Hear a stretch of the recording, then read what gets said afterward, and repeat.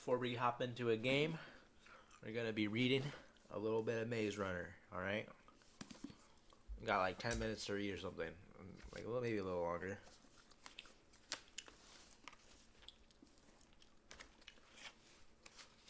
Suddenly, the leader of the group, perhaps he was 17, took a step forward.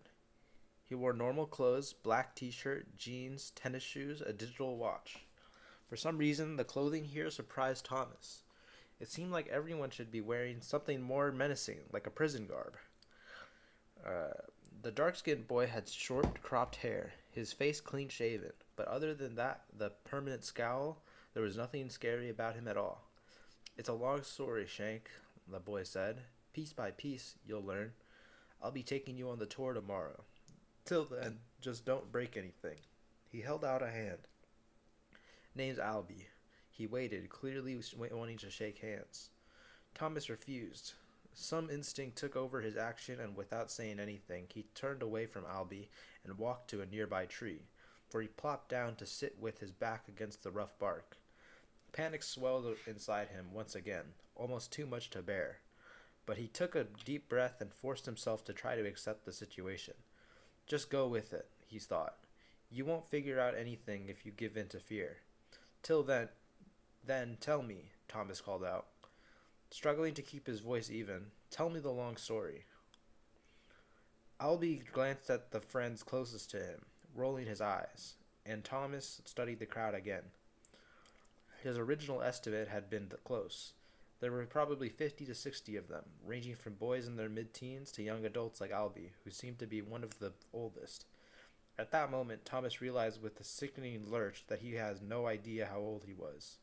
His heart sank at the thought. He was so lost, he didn't even know his own age. "Seriously," he said, giving up on the show of courage, "where am I?" Albie walked over to him and sat down cross-legged. The crowd of boys followed and packed in behind.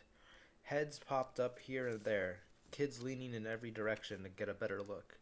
"If you ain't scared," Albie said, "you ain't human. Act any different, and I'd throw you off the cliff because it means you're psycho." "The cliff?" Thomas asked, blood draining from his face. "Shuck it," Albie said, rubbing his eyes. "Ain't no way to start these conversations, you get me? We don't kill shanks like you here, I promise. Just try and avoid being killed. Survive. Whatever." He paused, and Thomas realized that his face might have whitened even more when he heard that last part. "Man," Albie said, then ran his hands over his short hair as he let out a long sigh. "I ain't good at this. You're the first green bean since Nick was killed." Thomas's eyes widened, and another boy stepped up and playfully slapped Albie across the head. "Wait for the bloody tour, Albie," he said, his voice thick with an odd accent. "Kid's gonna have a bugging heart attack. Nothing ever even been heard yet." He bent down and extended his hand toward Thomas. "Name's Newt, Greenie, and we'd be all right. We'd all be right cheery if you'd give our clunk for brains new leader here." Thomas reached out and shook the boy's hand. He seemed a lot nicer than Albie. Newt was taller than Albie too, but looked to be a year or so younger. His hair was blonde and cut long, cascading over his t-shirts. Veins stuck out of his muscled arms. "Pipe it, Shuckface," Albie grunted, pulling Newt down to sit next to him. "At least he can understand half my words." There were a few scattered laughs, and then everyone gathered behind Albie and Newt, packing in even tighter, waiting to hear what they said. Albie spread his arms out, palms up. "This place is called the Glade, all right. It's where we live, where we eat, where we sleep. We all call ourselves the Gladers. That's all you." "Who sent me here?" Thomas demanded, fear finally giving way to anger. "How? Wait. How?" But Albie shot out before he could finish, grabbing Thomas by the shirt as he leaned forward on his knees. "Get up, Shank, get up." Albie stood, pulling Thomas with him. Thomas finally got his feet under him, scared all over again. He backed against the tree, trying to get away from Albie, who who stayed right in his face. "No interruptions, boy," Albie shouted. "Whacker, if we told you everything, you'd die on the spot, right after you clunked your pants. Baggers did drag you off, and you ain't no ain't no good to us then, are you?" "I don't even know what you're talking about," Thomas said, slowly, shocked at how steady his voice sounded.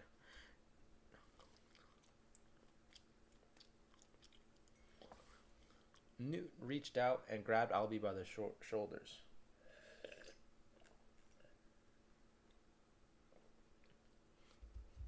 "Albie, lay off a bit. You're hurting more than helping, you know."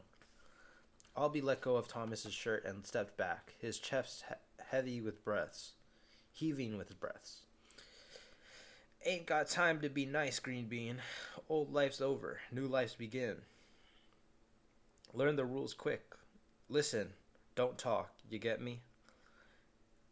Thomas looked over at Newt, hoping for help. Everything inside him churned and hurt.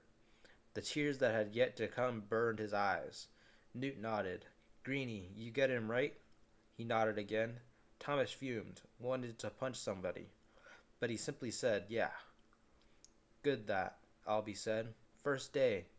That's what today is for you, Shank.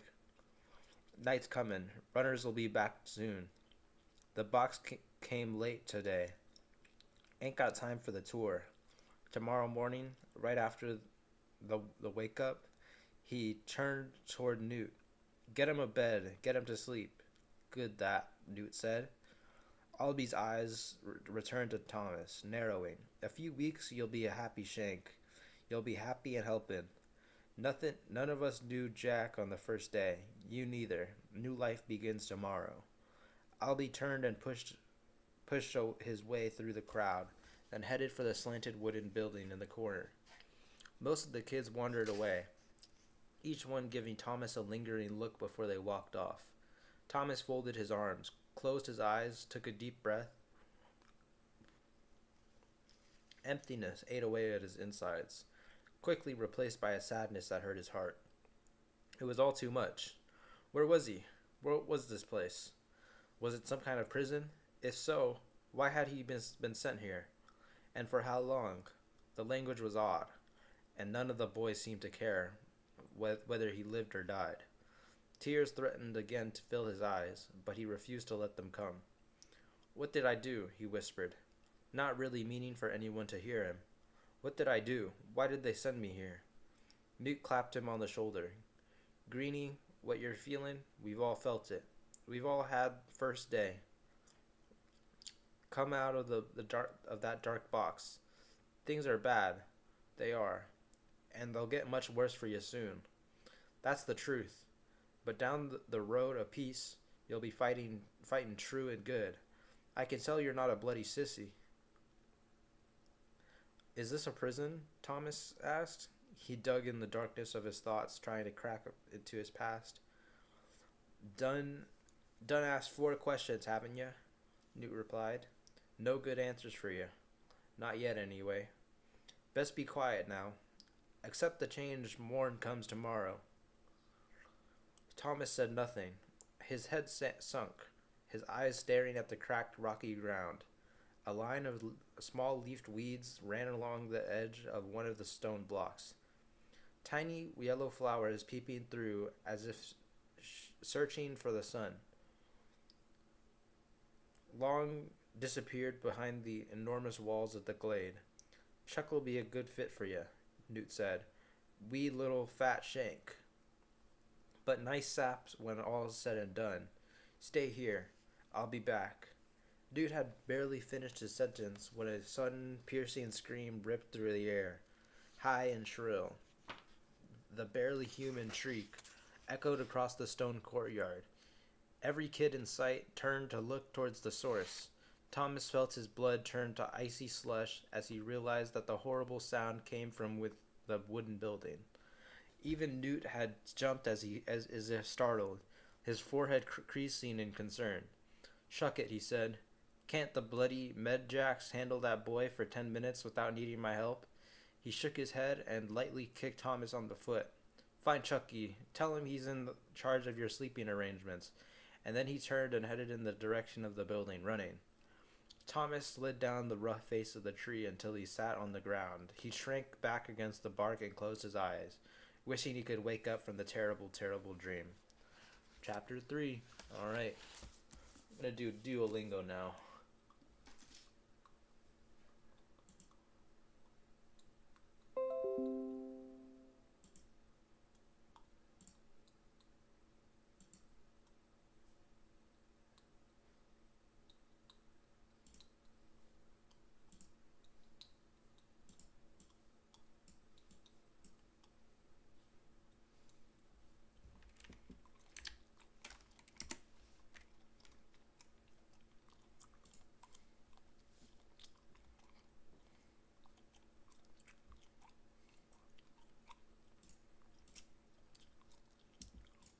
¿Cuánto?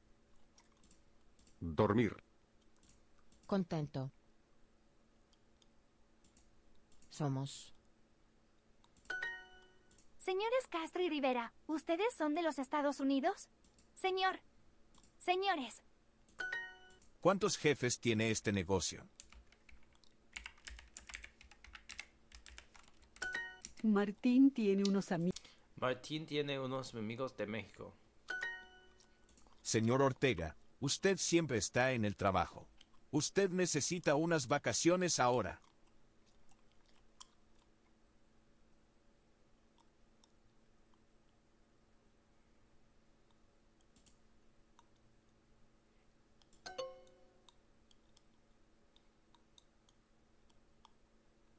¿Cuántos amigos tienes? ¿Cuántos amigos tienes? No necesito vacaciones. No necesito vacaciones.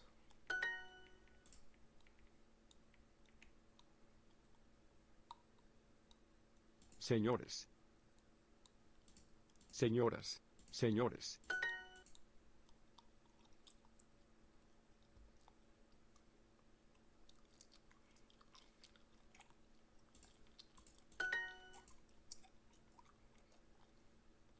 Trabajo con unos hombres de Argentina. ¿Cuántas secretarias tienes?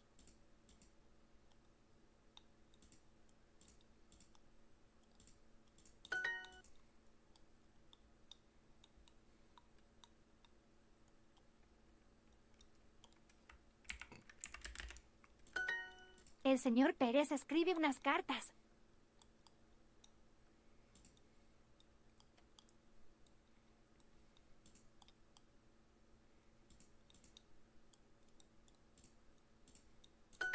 Amanda quiere unas vacaciones en México. Unas. Usas. Unas.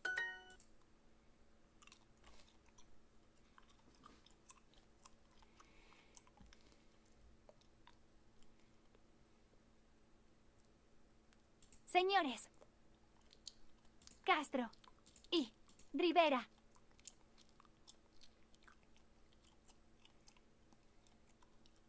Son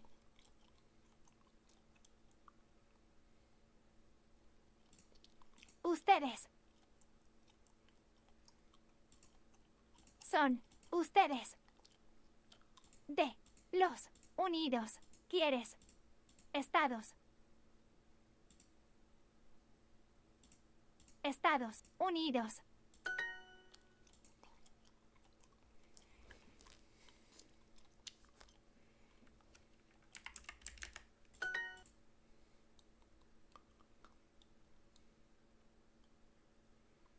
Señores. Señores.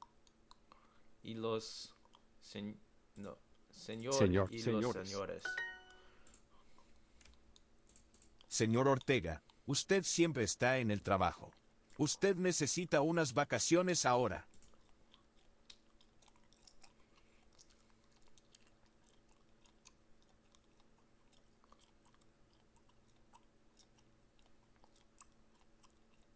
Ortega. Siempre está.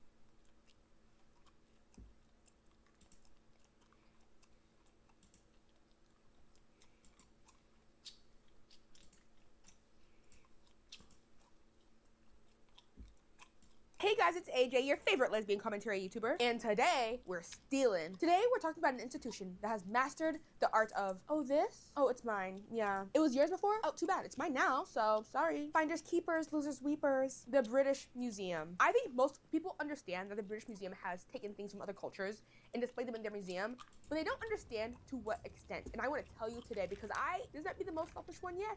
I'm gonna be honest. Before we get started, shout out to my patrons over on Patreon. Thank you so much for your support. If you walked into the British Museum, you'd see artifacts from countries like Greece, Egypt, Nigeria, China, Ethiopia, and Iraq, just to name a few. And it's not like these items are on loan from these countries. No, the British Museum owns them. The British Museum is one of the most visited museums in the world. I mean, it's free, it's big, it has a lot of history, so it makes sense. But the question that has always boggled my mind is, how do they get this stuff? To understand this, we need to understand the full extent of the British Empire's power at its height. History. History. History. You've probably heard the term, the sun never sets on the British Empire. This is because at its peak, around 1920, the British Empire controlled over a quarter of the world. That's 1/4 of the world was controlled by the British Empire. They governed over 450 million people. So the reason they said the sun never set is because it was always daytime in one of their territories. While the empire was expanding, they'd take things from all the places they conquered. Sometimes just resources, like gold, cotton, but sometimes it was artifacts.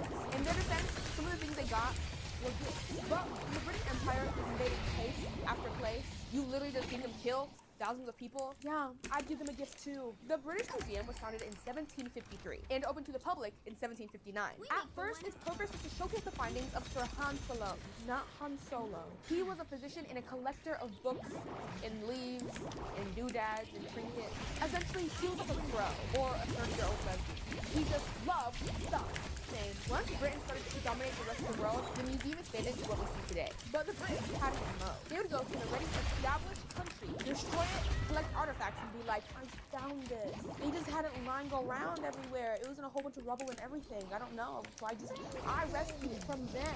I would go into some of the stolen artifacts they have and request those artifacts to be given to the original owners that have been denied. Let's start with the most famous dispute. The sculptures in the Parthenon in Athens, often referred to as Elgin's marbles. So all these pieces you see here were originally in the Parthenon, which is an ancient temple dedicated to Athena in the Acropolis. This was a critical part of Greek cultural identity. I'm trying to think of an American equivalent of this, and the only thing I think of is the Statue of Liberty, maybe. But even that, I would say, is nowhere near as important as the literal Parthenon is to Greece. Like, this isn't just random art that some guy made. But you might be asking yourself, well, how did the British Museum get hold of these things if it's so important to Greek culture? How did they get a hold of sculptures literally attached to the Parthenon? In the late 1700s, early 1800s, there's this guy named Thomas What is this He ability? was the 7th Earl of Elgin, and he was made British ambassador to the Ottoman Empire. At this point, the Ottoman Empire or the Turks were huge, and Thomas got this position as ambassador to try to capitalize on the newfound friendship between Britain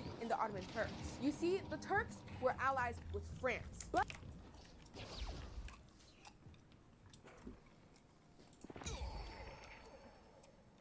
no one's stopping me.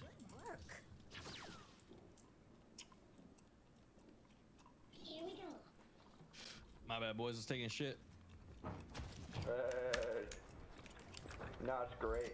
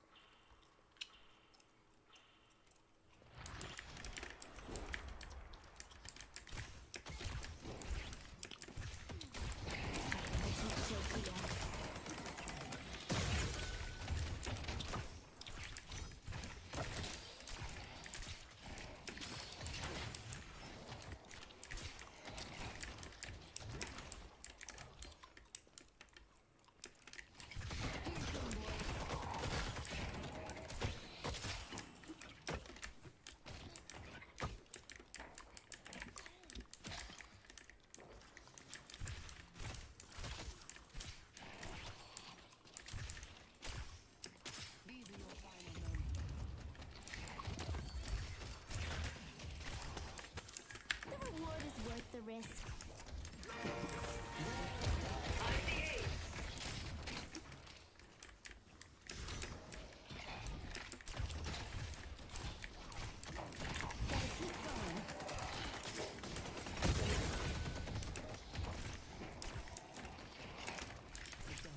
Abrams is about to meet his match in the punching business. He kind of freaky a little bit.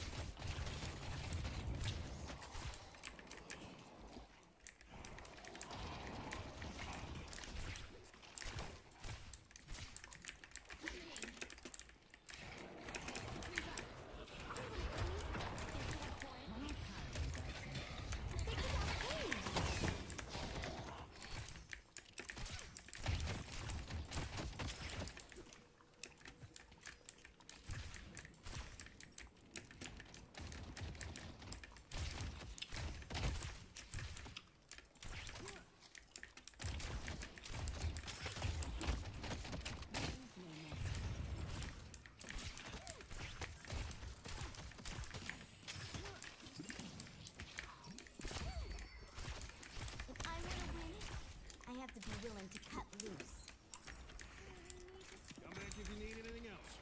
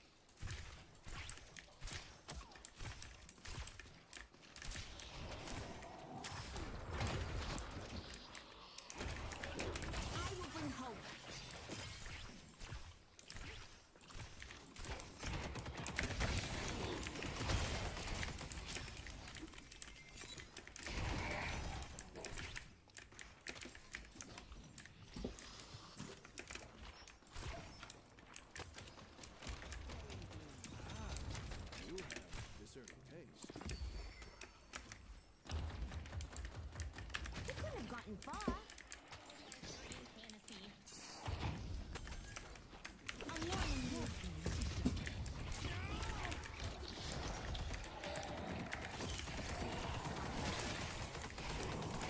It's showtime.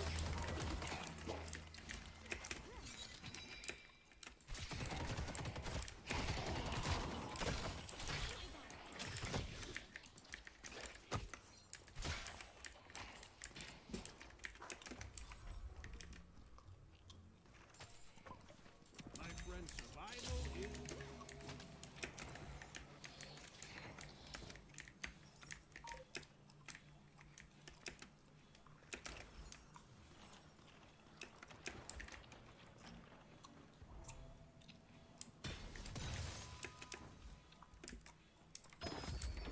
You have earned the Archmother's favor.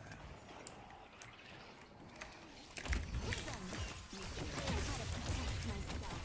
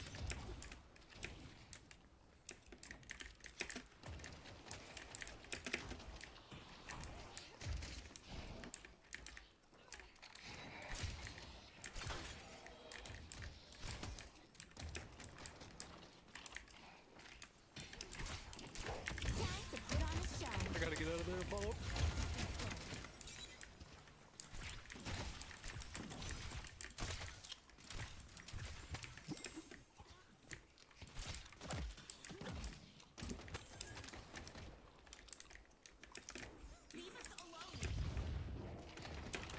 These are the mysteries of my people.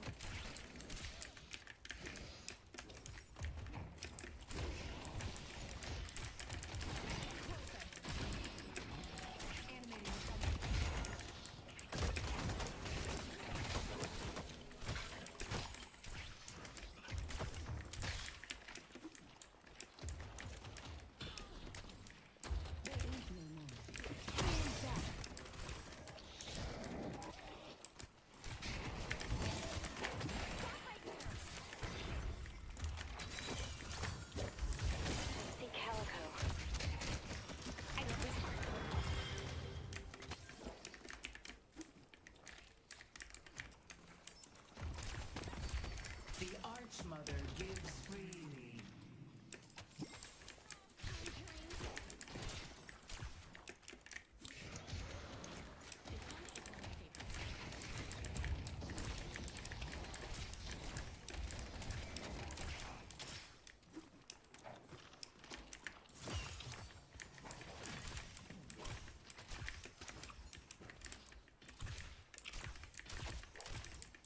I wonder what I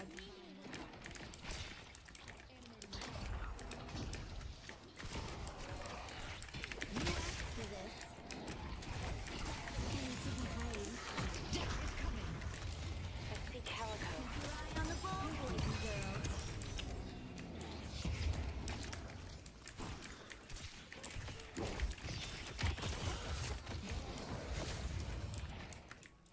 You're alone, Celeste? Don't get dead.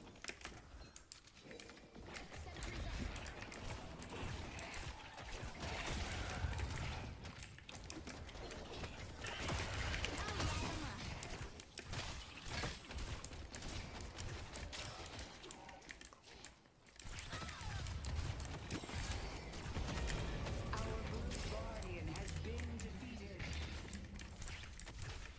Read.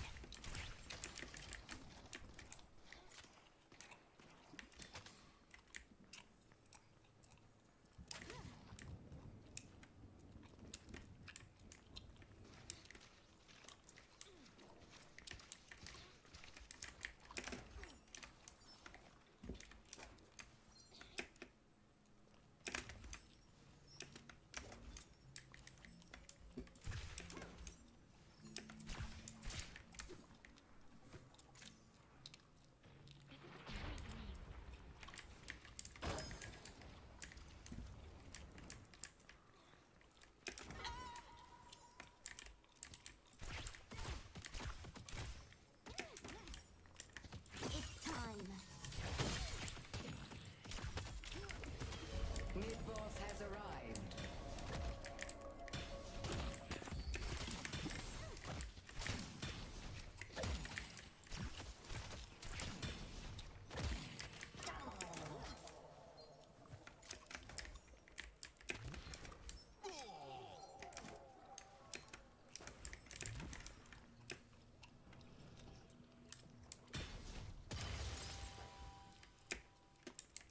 The spirit urn is waiting to be claimed.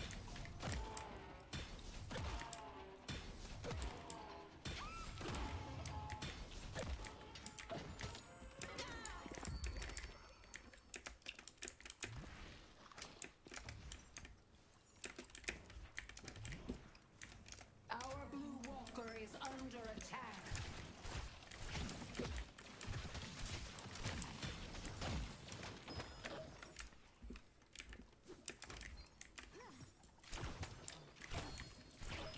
I can get something new at the Curiosity Shop.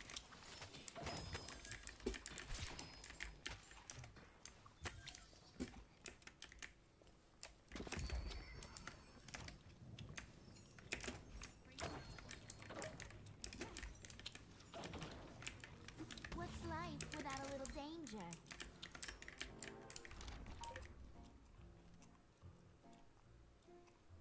Tell you what, I'll throw in a free keychain.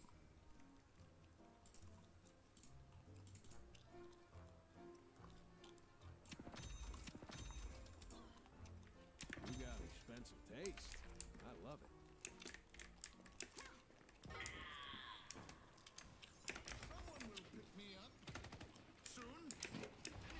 Celeste, let's fuck this fucking vindictively. No reward.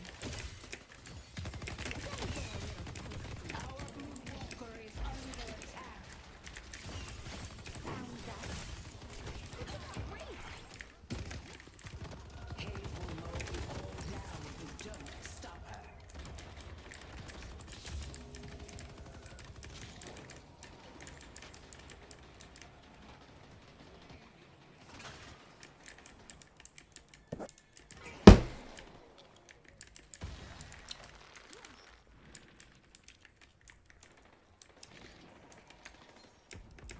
Our green guardian has been destroyed.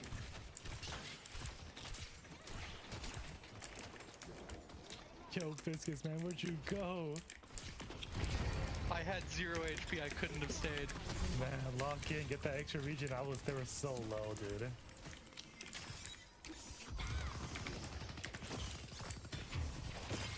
Nice teamwork.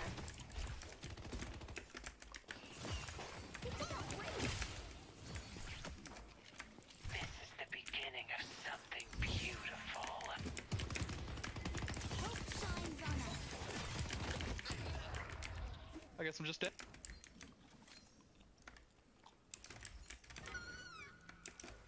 Yeah, I don't know where anybody went on green. I almost had the 7.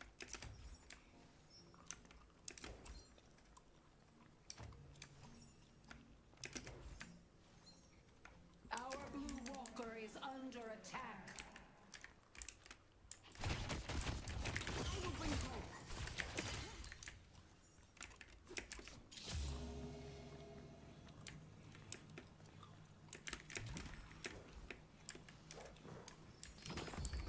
Grow strong. Our green walker We need to get some money moves going.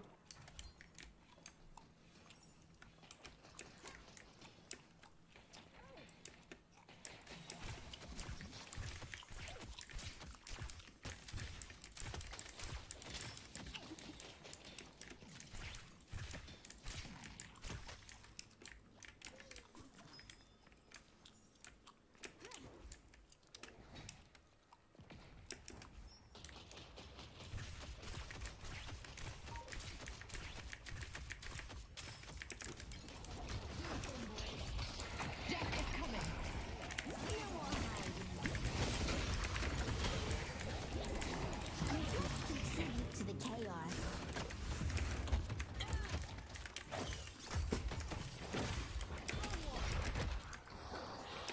Time to die. Our blue walker is under attack.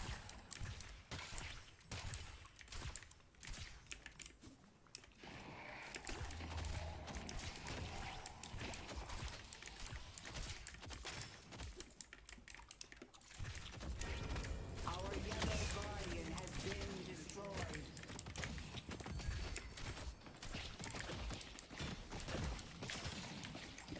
Damn it. Lost them. They're about to see something unforgettable.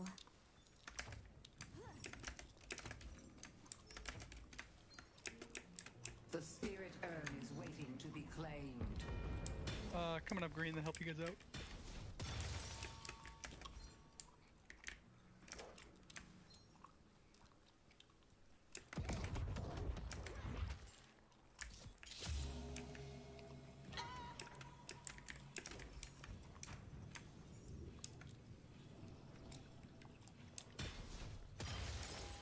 I'll crush him.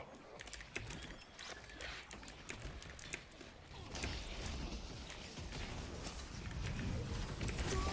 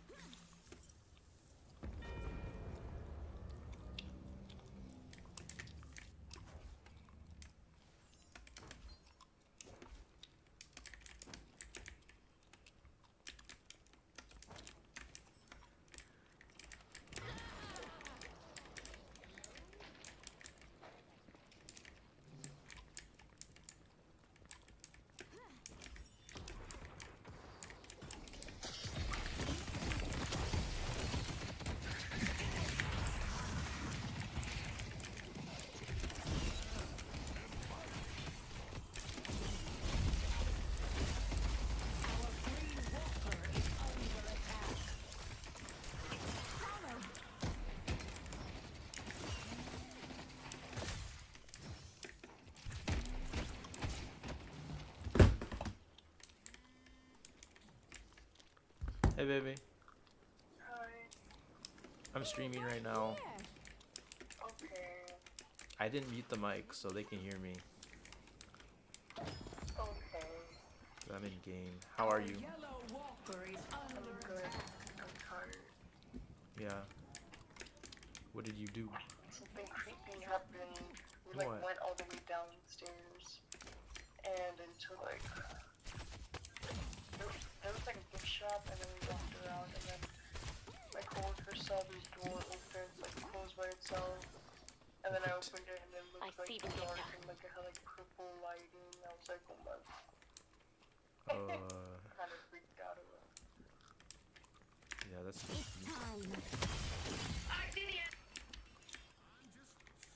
then we went to this place called the Isolation Ward, and that was also nice. Don't go anywhere spooky. What's wrong? I guess. This used to be my closer at the kids' birthday parties until Nice. McCloskey and her lawsuits came along. I knocked her down. Our Yellow Walker is under attack.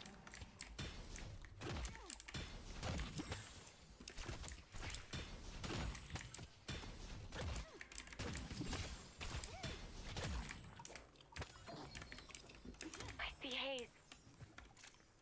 I think Vindictus going to you guys.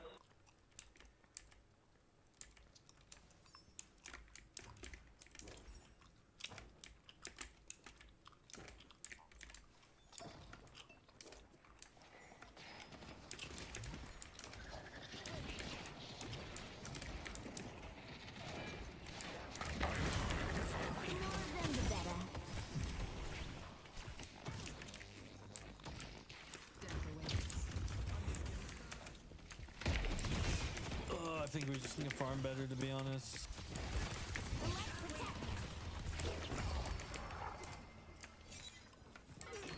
Good work. Where's that haze? I thought I saw her over here.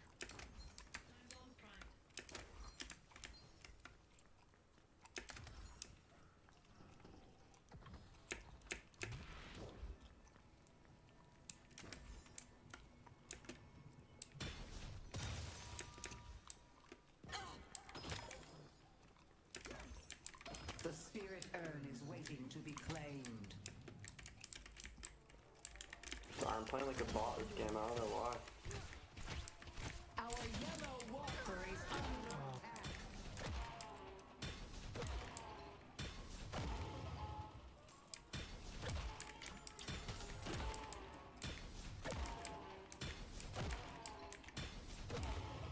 Our Blue Walker is under attack.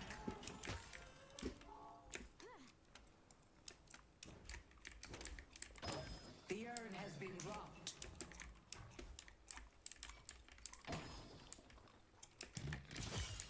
Wanna play? These are the mysteries of my people.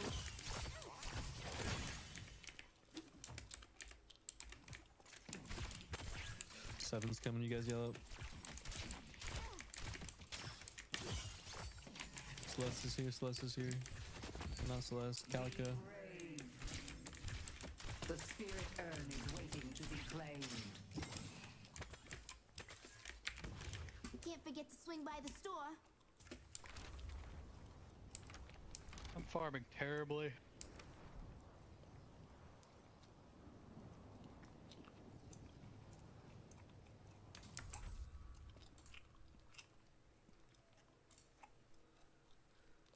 Tell the boys at the sideshow I say hi.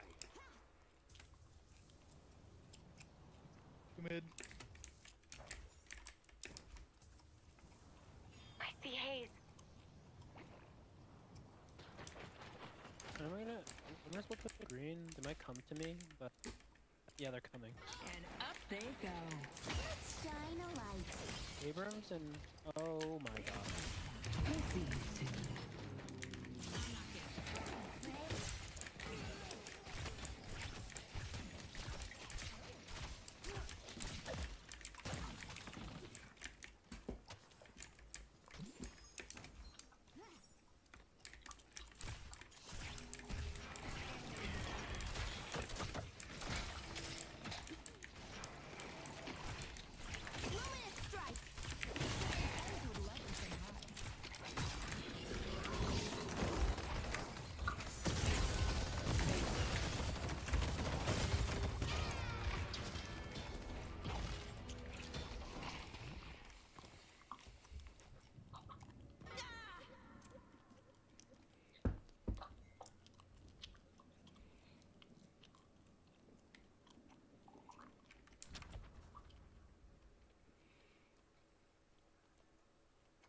Oh guys, it looks like we got up tiered.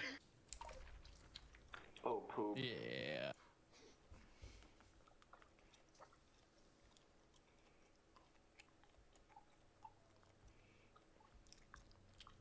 Bro, we come back. We just gotta lock in. I do. I think honestly y'all need to farm jungle. Yeah, I'm trying to find a good split push opportunity, but like, I think I might solo farm for a minute.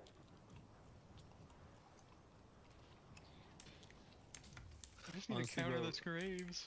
Wraith is like, and don't take this the wrong way, Wraith is like completely useless until like 30-40k. Yeah. Trying to get those fucking perks, but yeah, shit wrong. Our blue walker is under attack. At least I counter Graves ult. Can you punch it from a distance? Yeah, I can punch it with my ult because it's a punch. That's so funny. This should keep them on their toes. Unless I miss a punch.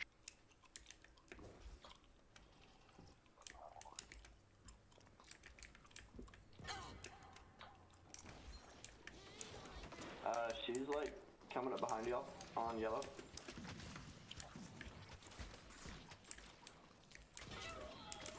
Jesus.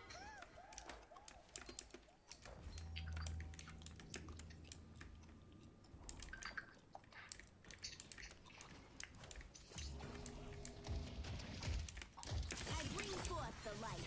Our green walker is under attack.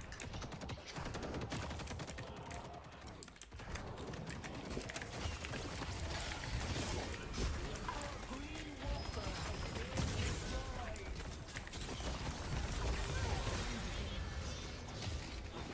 A new era is coming.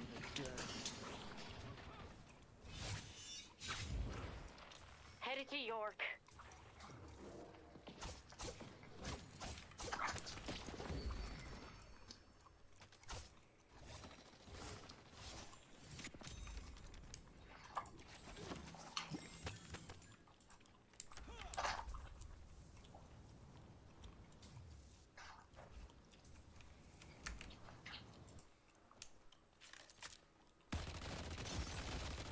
Death comes in many forms.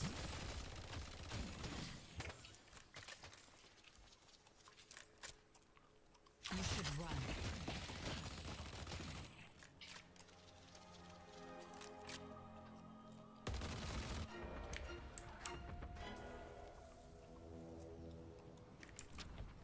Our blue walker is under attack.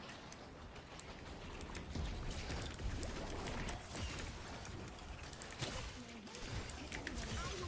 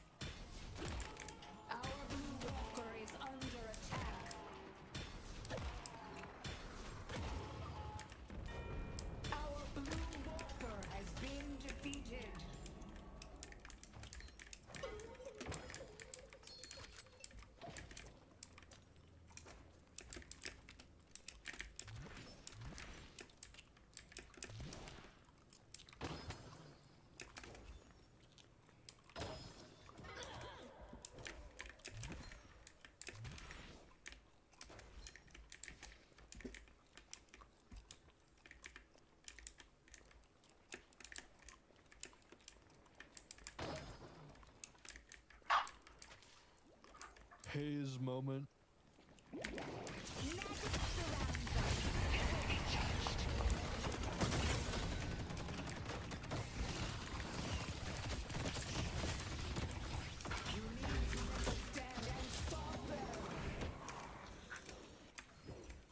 I was really pushing my luck there.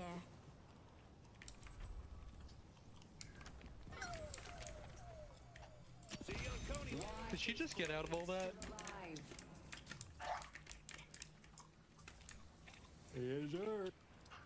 Does anyone have knockdown? Yeah, she's about to get knocked down right now. Kill her! Get her! Bro, she's so what?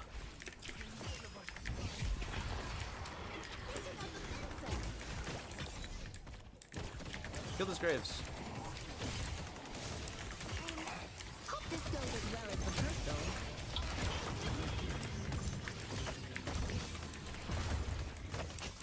So low. Bro, the one fucking game I played Page, we get a Calico on the enemy team.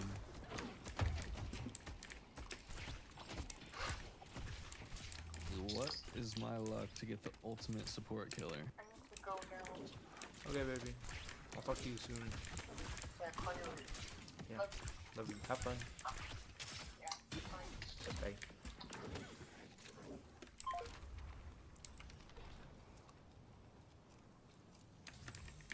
If we get one really good fight, we can change it. But God, we're so low on souls.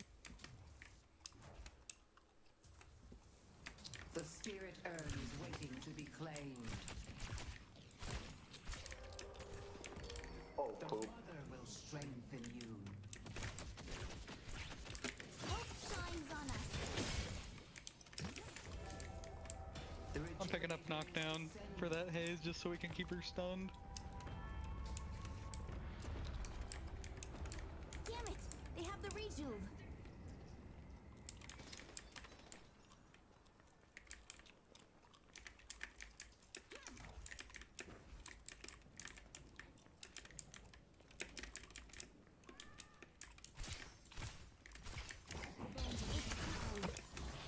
Graves is alone right now, so maybe kill her? I don't know. She's gonna have team there. Look, Earn, probably. Haze is coming for you, Paige. I see haze. I got her knocked down.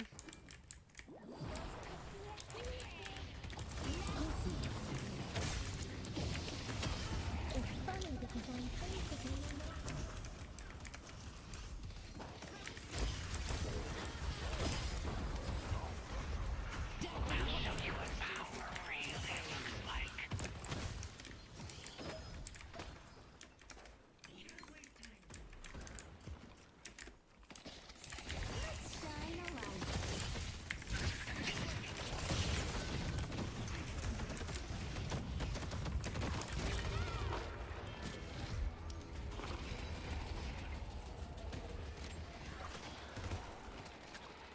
Tick, tick, tick.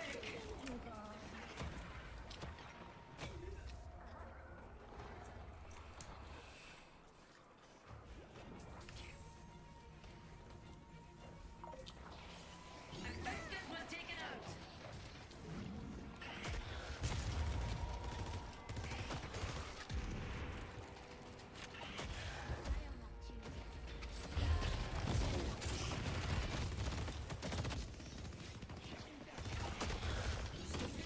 You need to make a stand and stop them.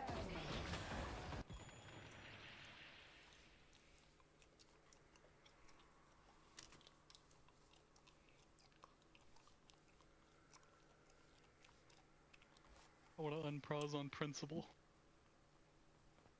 Because I don't need a pause.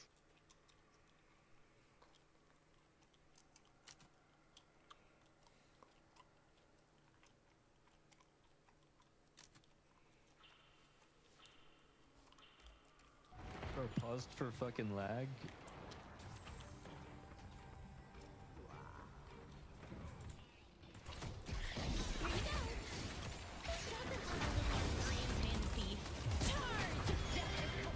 Locking him down.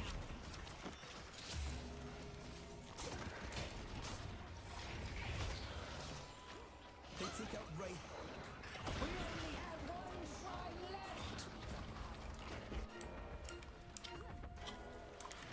I am not divine, but I am powerful.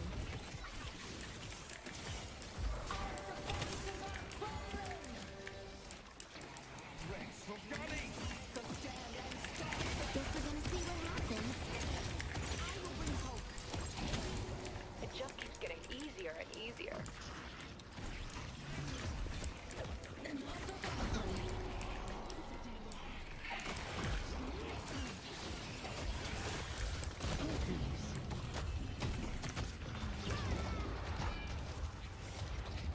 And this is what success looks like.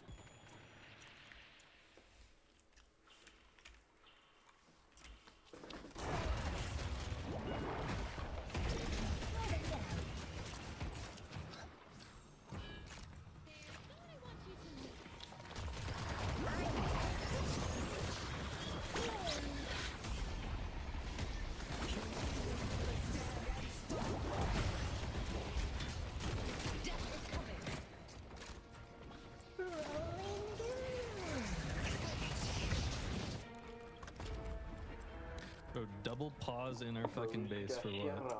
Well met. Okay, I need to unqueue Ray. Jesus.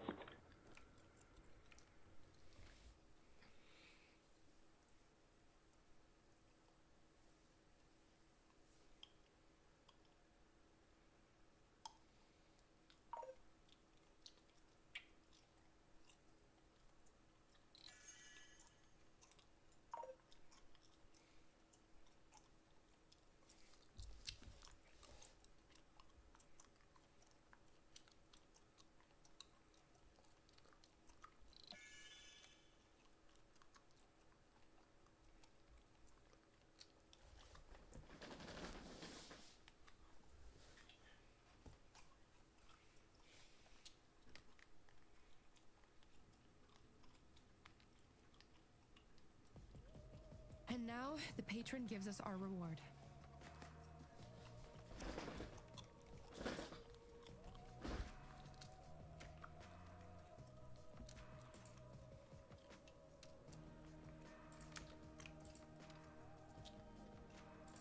Invited my friends so we can have a full stack, I guess. Cool. Probably do one more, then I'm gonna hop off. Same. That was AIDS. Yeah, that was rough. That was I certainly see now why they rough. put Abrams right here in this hideout. You can beat the shit out of him. Yeah, it's like fucking Dr. Mundo from frickin' League. How does this Abrams have so much health? Can you make the just hideout heals, Abrams too. tankier?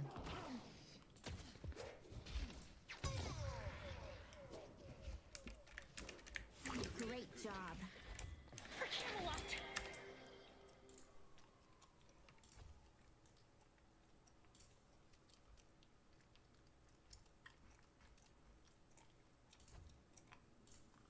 Wondering if he's gonna join.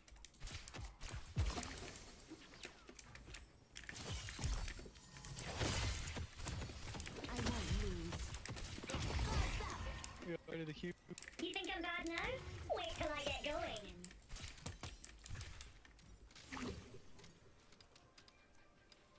I'm not mad. Let's get this show on the road, shall we? Raven, you'll be back. That's fine. Had some legs to break it. Just promise me you won't work with Lash. Shelley's taking a nap. I've probably got enough time to contact some godlike creature.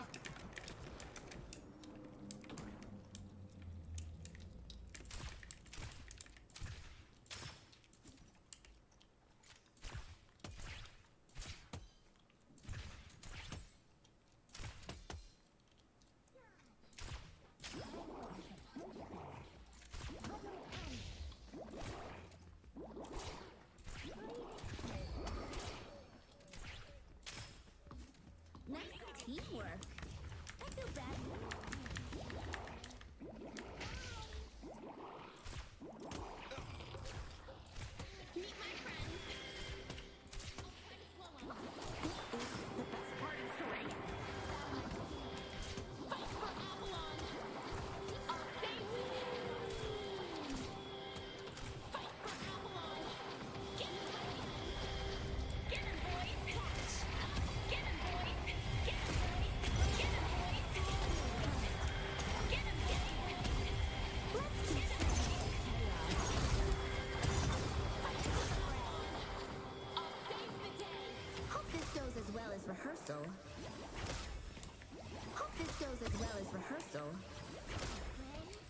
Guess we're gonna see what happens. Keep your eye on the ball, boys and girls. Into the fray. That's all you meant. The more of them, the better. Get him, boys! Get him, boys!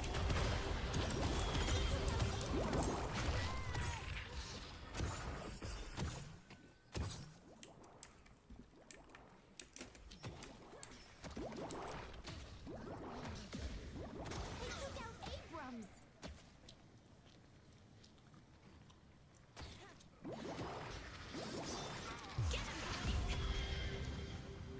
Time to get this streak going.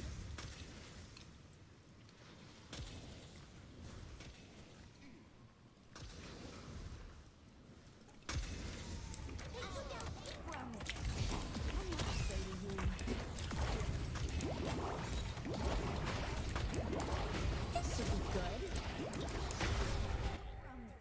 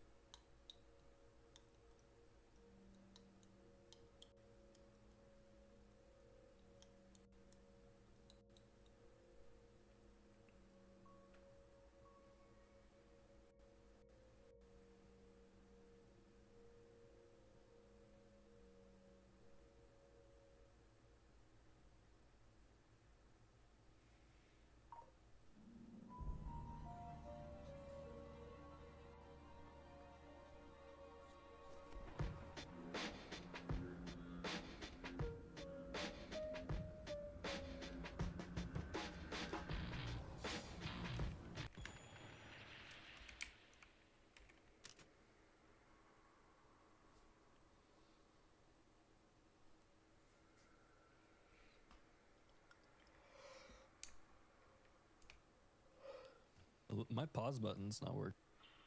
There we go.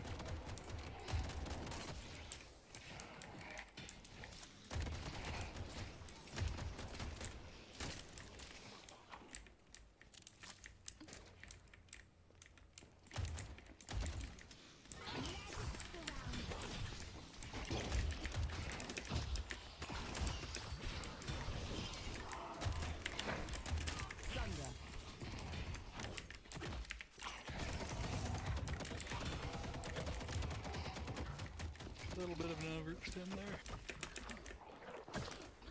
Take out going back into your one.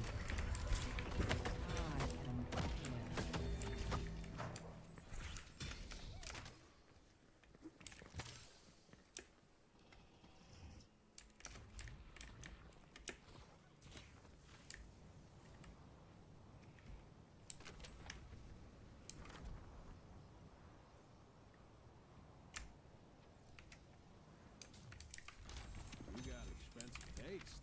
I love it.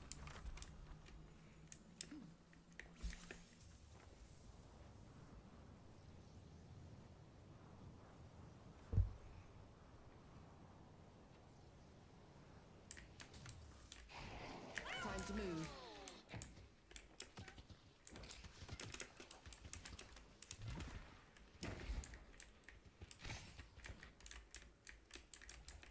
Well done.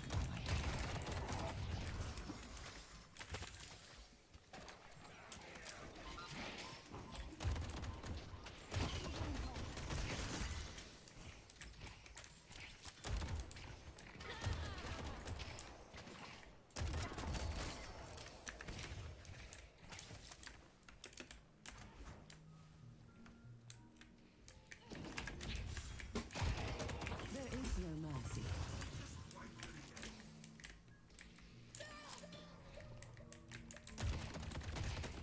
Appreciate the help.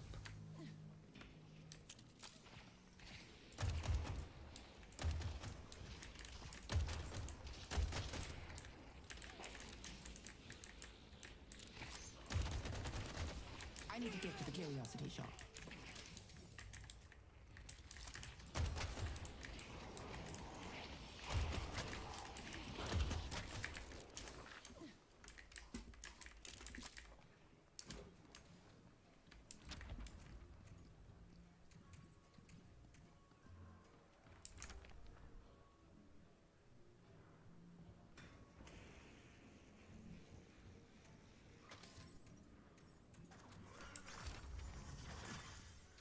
You wanna buy a mug to go with your gun?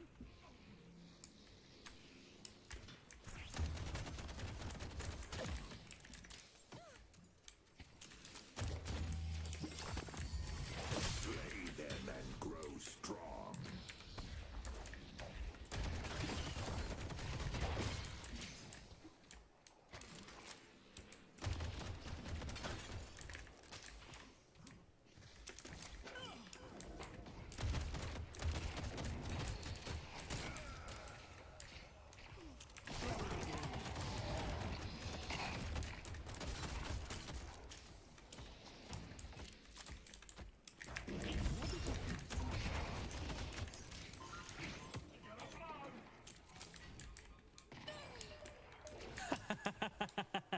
Good one. Thanks for the assist.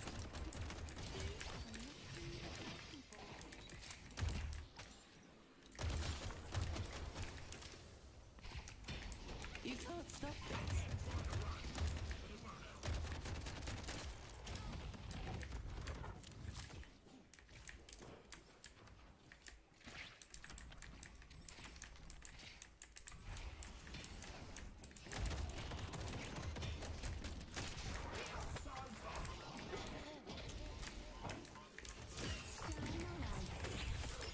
Be the last thing you see. Farewell.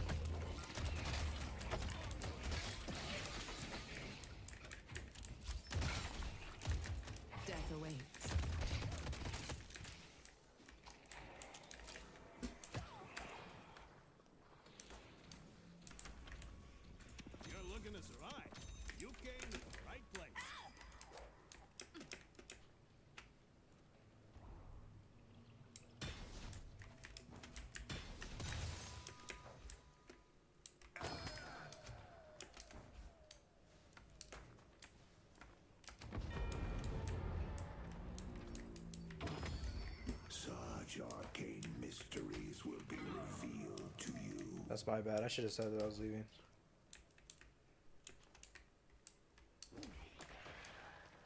Can we get help blue? There's 3.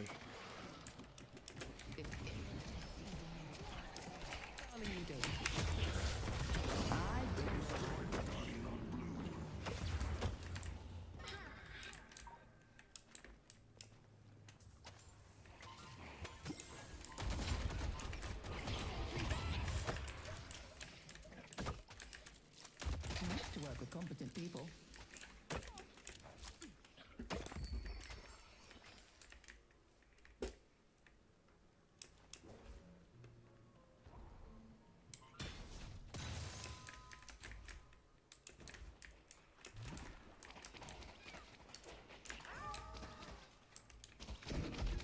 Meet your end.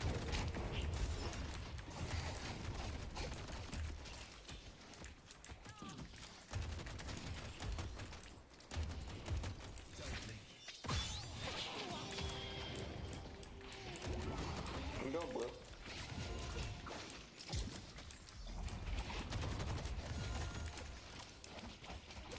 These are your final moments.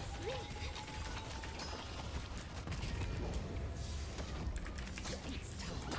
The shadows of my sword and shield.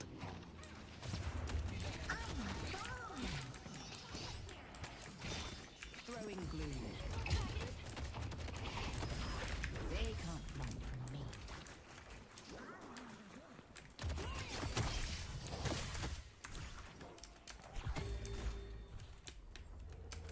Mid boss has arrived.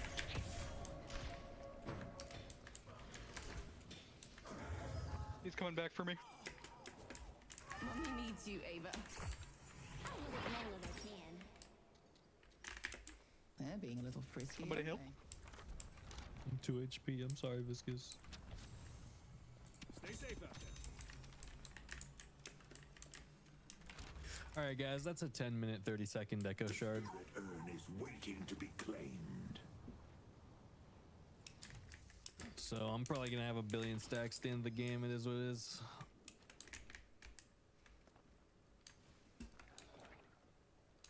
Yeah, there's.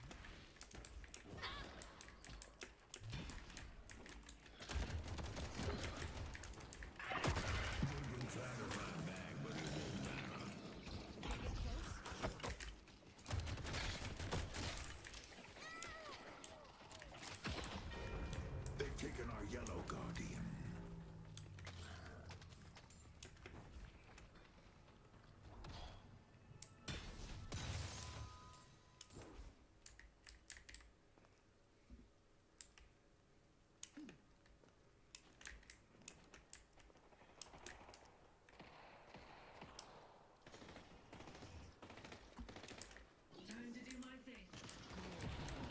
Guys, this Fuck this, I'm getting counterspell. This guy's so annoying.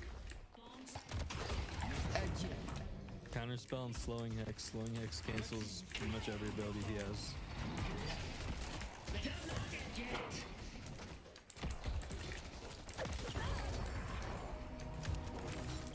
They really are 3 mid. pathetic, aren't they?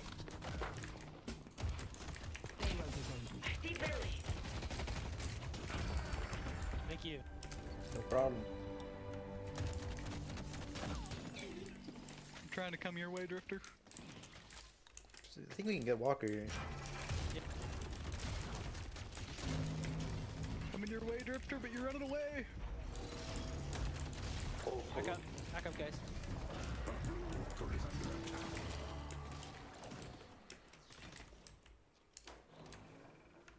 I'm gonna go by. Run, Paige.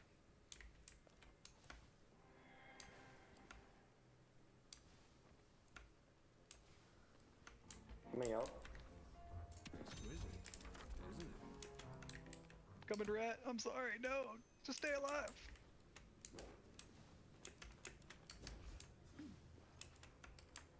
Our yellow walker is under attack.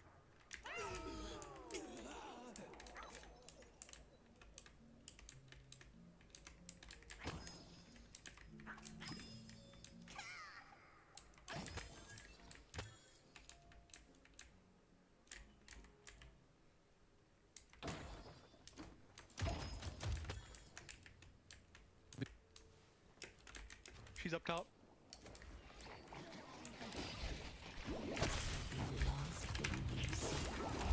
Surprise.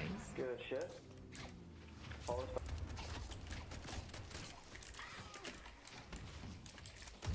Very wily, pal. I'm coming green.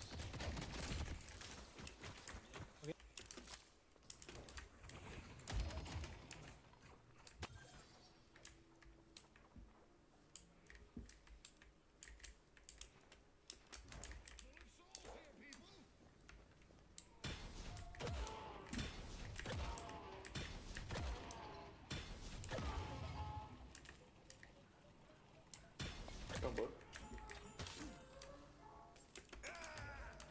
I'm good, I'm good.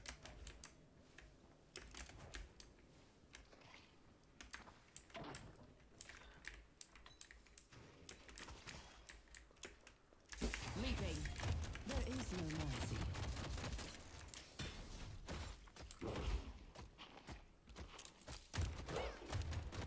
I see the enemy. It's time to play. Darling, you don't. I'm gonna buy this because we're fighting Graves. Like,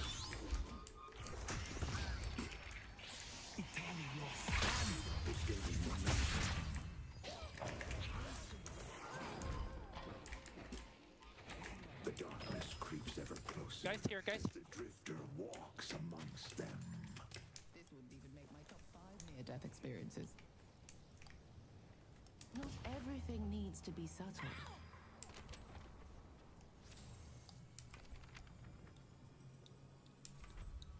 Here's your chance to shape your destiny. Urn's right there if you want to grab that page. Oh wait, no, we already did Urn. Oops.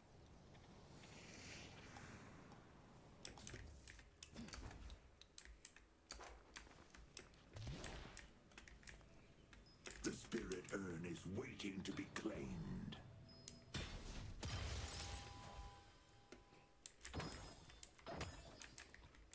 I'm gonna split yellow.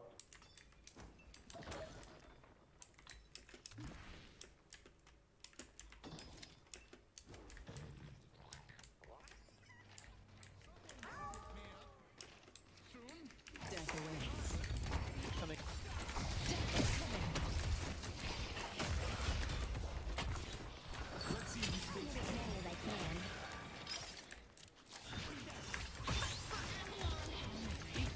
Apollokin.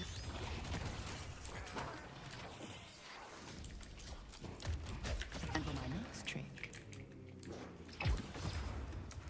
let's go for a walk, Ava.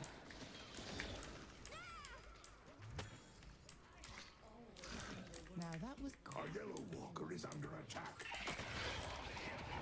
they're about to pay. These are the final moments. Yo.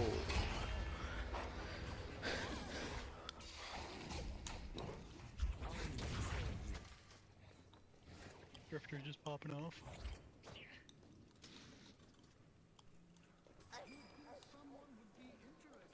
You know, you already know it.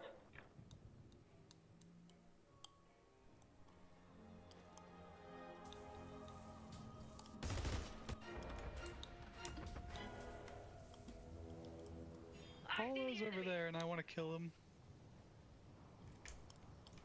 Coming, coming.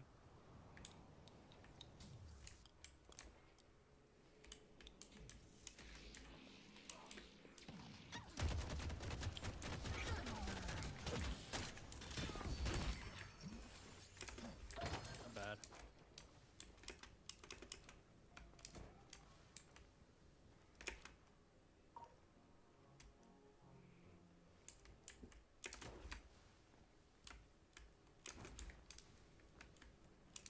Nice. 5 minutes rim.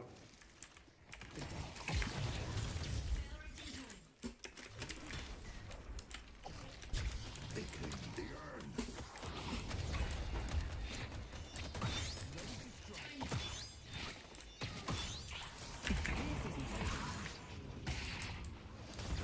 I'm the one in control here. It's on the roof.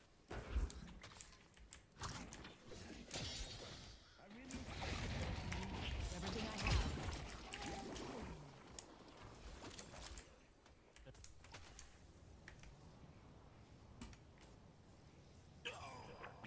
Nice. That character's fucking stupid. Appreciate the help.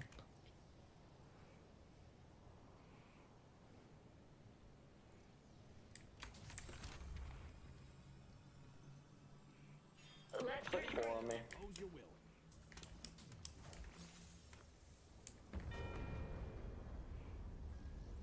Backing up.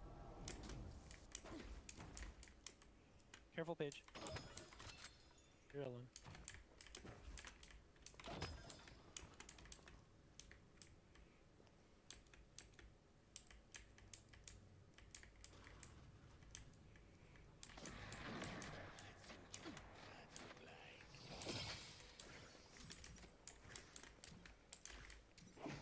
Stalker's mark.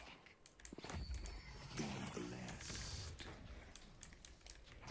Click 4 on us. I'm solo.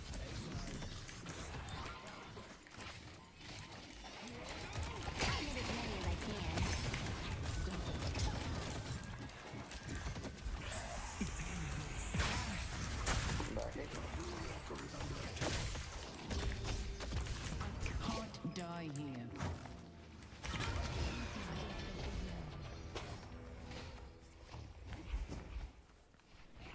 York is under attack.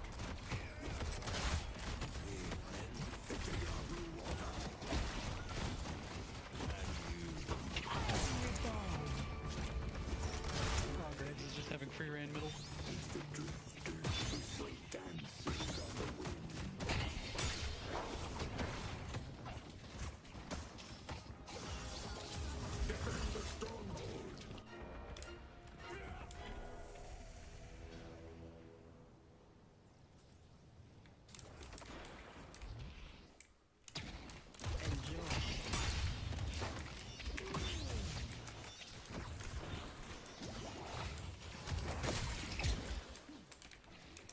York is under attack.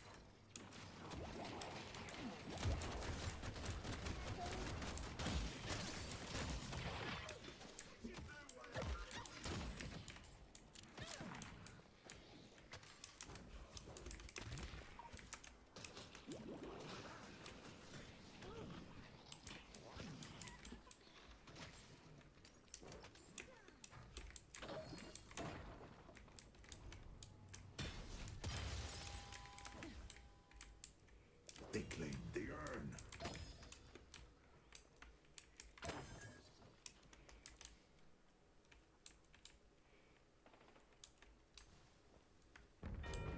They destroyed the Guardian on Greenwich.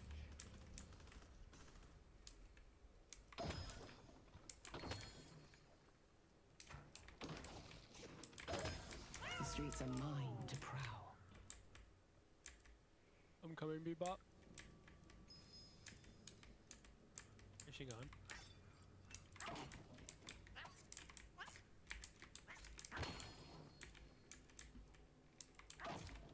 We'll go by.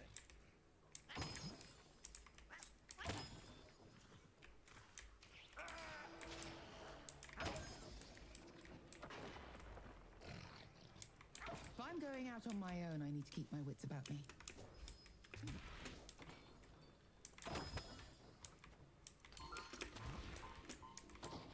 I'm coming green, I'm coming green.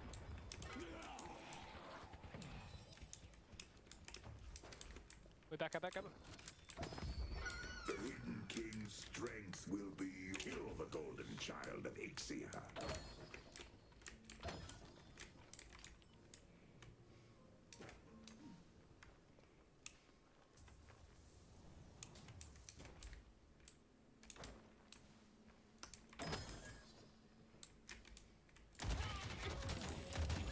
You can't stop this. A Green Walker is under attack. I hate that champion so much.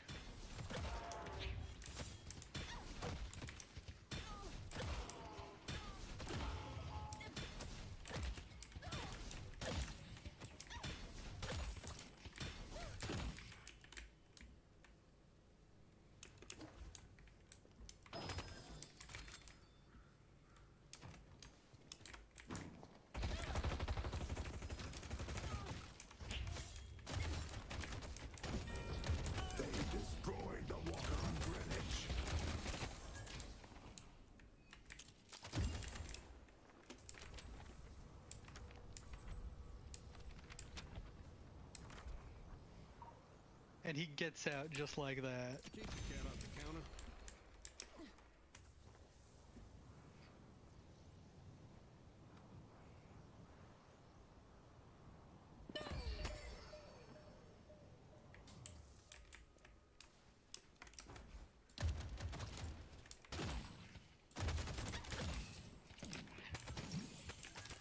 Screw it, I'm gonna pick up an anvil too, just for him.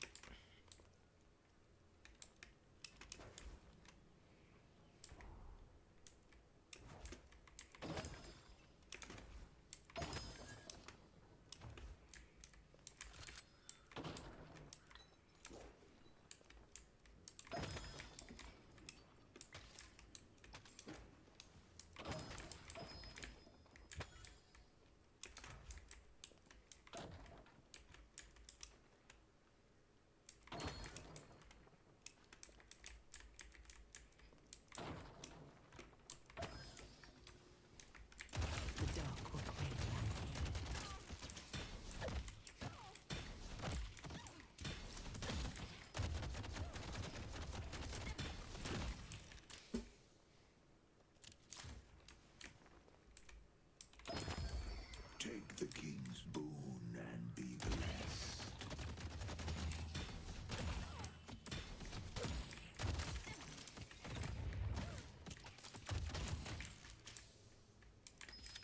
We're gonna get green tower buck.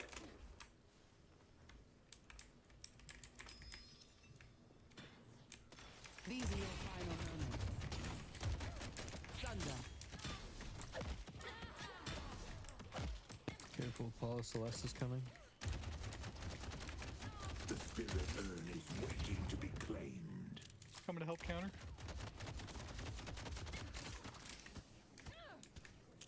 Let's go for a little stroll. I'm coming back in. Death is coming.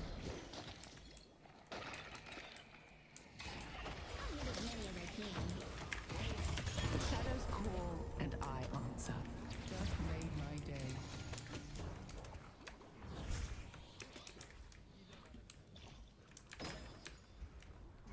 Catch me if you can.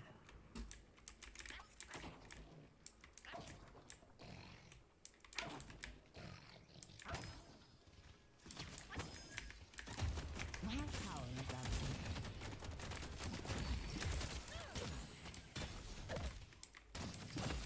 Nice. Coming in.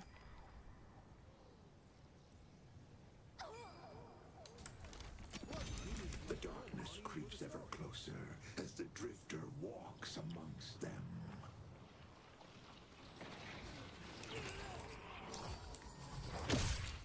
How are you gonna stop me? I manipulate time. Ava, you are a dear. Our yellow walker is under attack. Underneath us.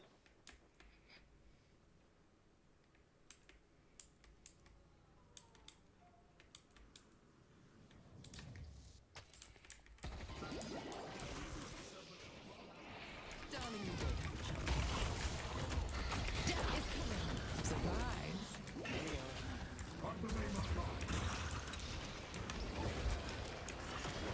Time to die. Now's not the time for mercy.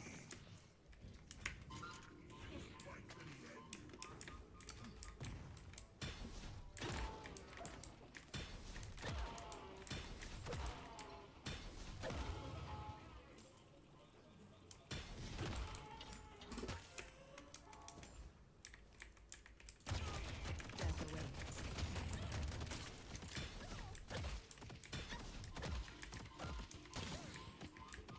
Thunder. I'll be the last thing you see.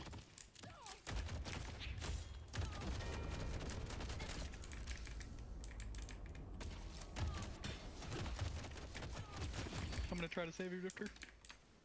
Just live.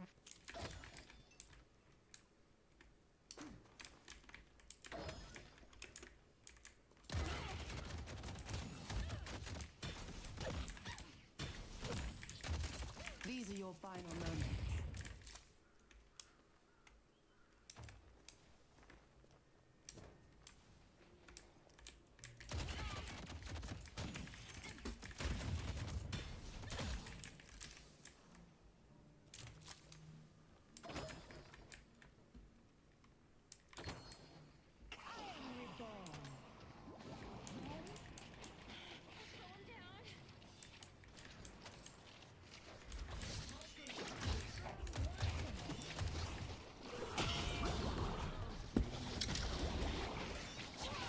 Hello?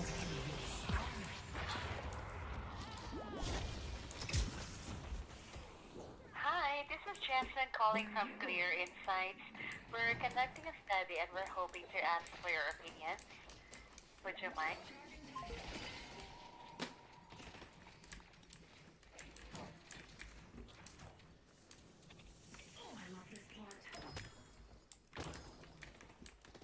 Our yellow walker is under attack.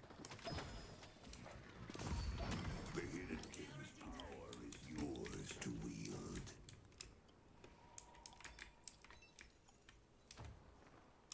Defend the stronghold. They claimed the urn. Let's see if they're prepared for this.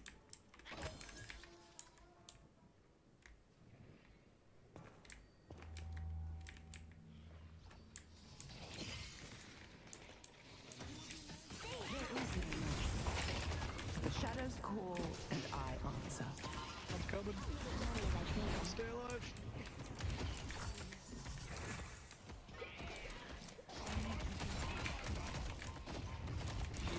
Paul is really low behind you guys. We're not really healing.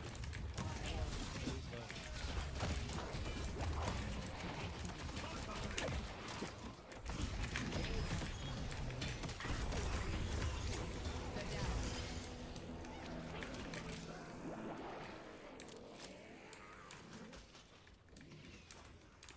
Oh, thanks for your help, Ava.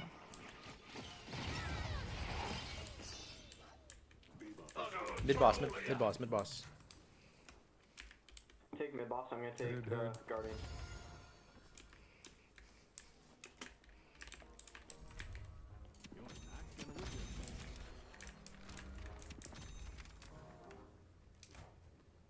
On God, I'm gonna try to take them all.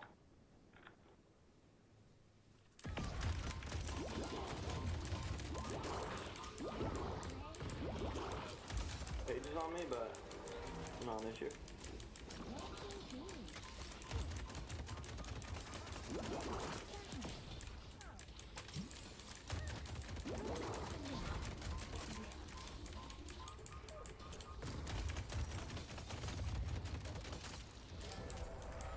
The Rejuvenator is descending.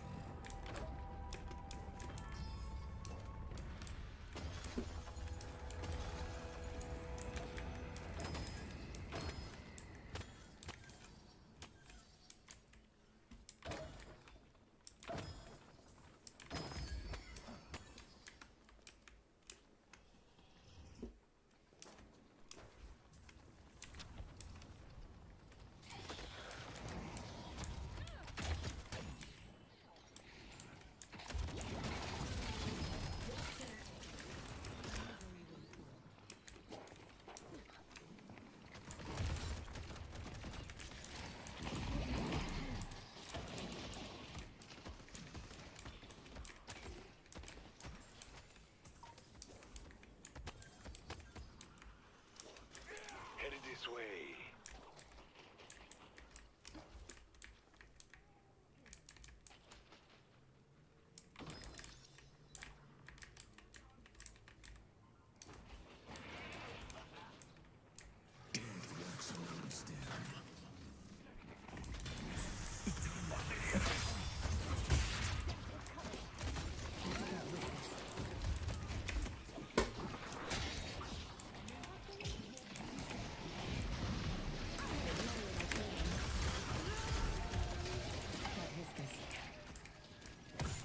Darling, you don't.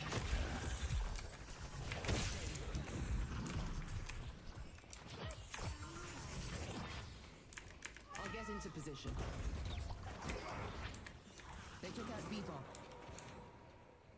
Back up, back up. Rejuvenator has expired.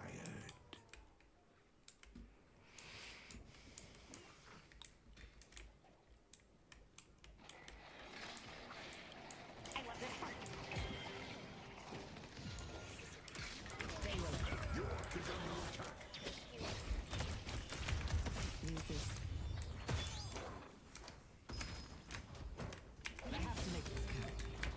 Please work. This will be as easy trying to kill you the day you lose relevance.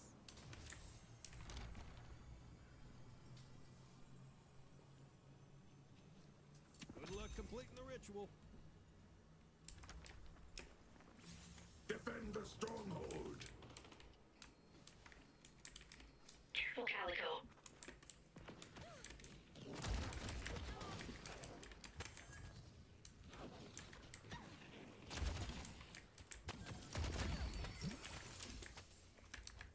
Taking their lives will be easy.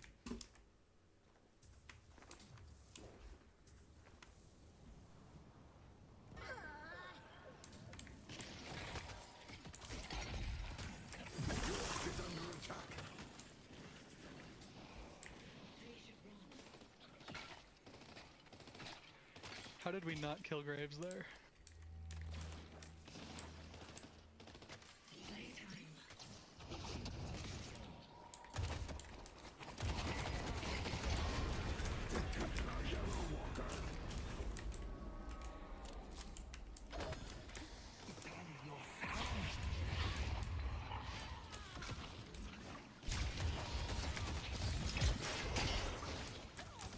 He's off.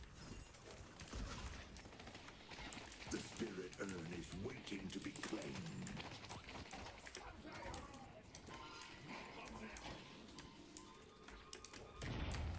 Meet your end.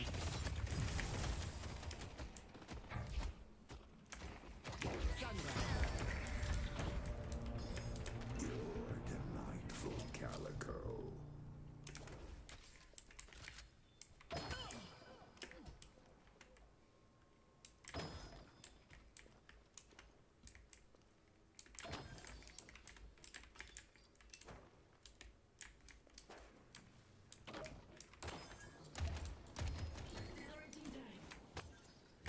While they're all dead, I'm gonna try to run Urn, try to kill Apollo if he comes for me.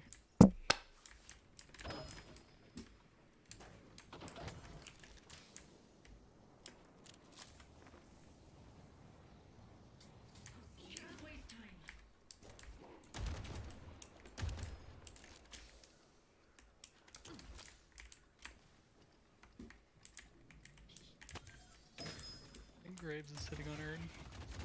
Delivery.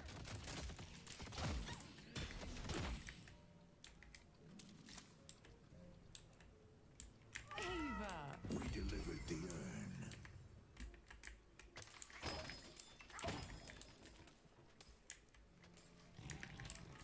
Throwing gloom. I'm getting raped. Ava. She's off. They're about to pay.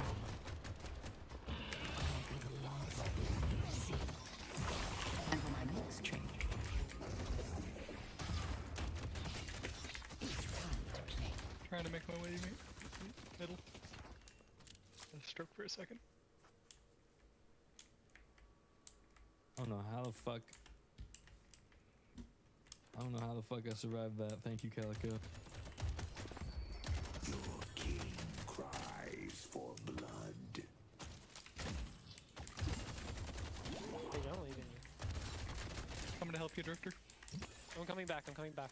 It... Back up. The darkness creeps ever closer. They're all one hit. They're all one hit. Walks amongst them.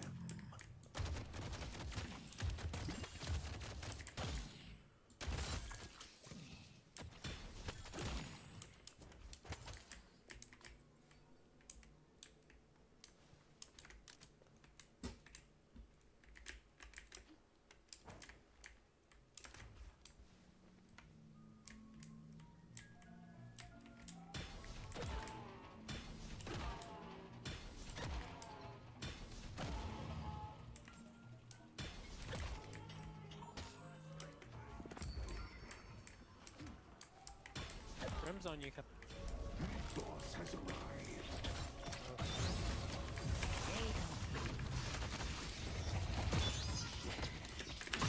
Get out of here. You're not dying without a fight.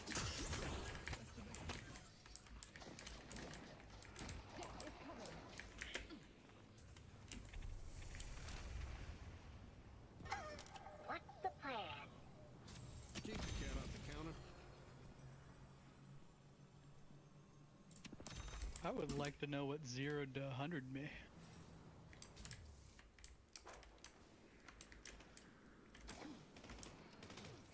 Fucking everything they got. Nah, Graves was just right there and my health went from 100 to 0 instantly. Dude, Graves has been giving me so much problems. She just like eats bullets. I don't know what the fuck is wrong with her. The rejuvenator is defending. She has escalating eminence.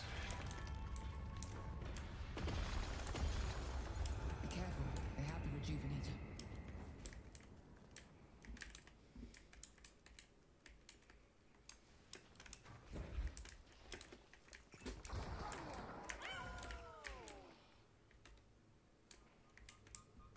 I see the enemy.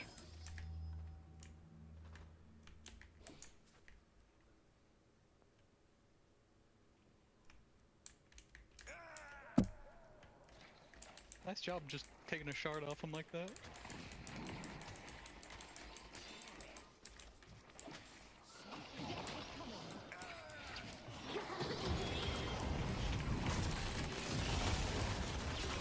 Again, I'm insta-fucked. The bodies just keep piling up. I'm so fucking itchy, chat.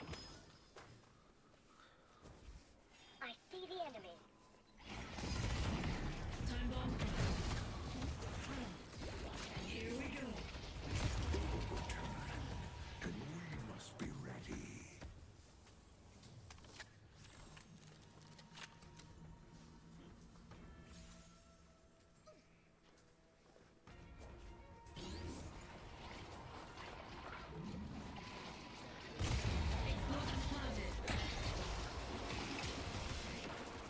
Apollo. Swapping now. Pouring time. Apollo actually won.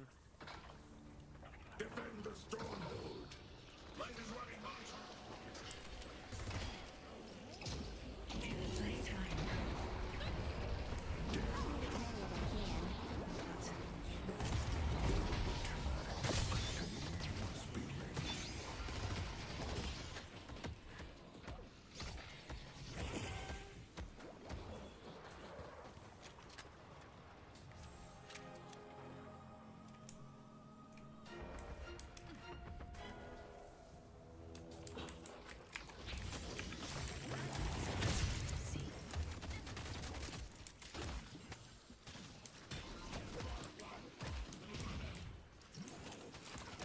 Defend the stronghold.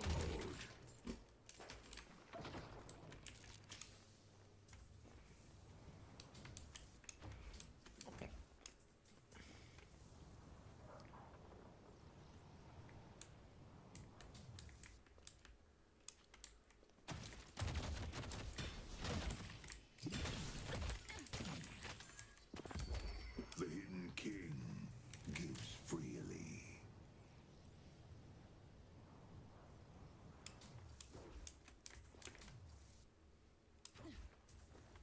Careful, Jen.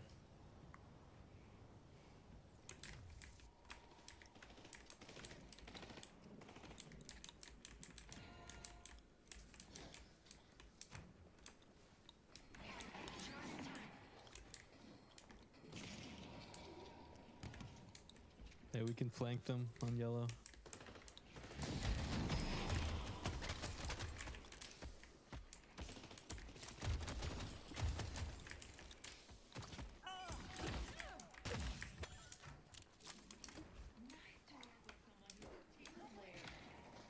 Apollo.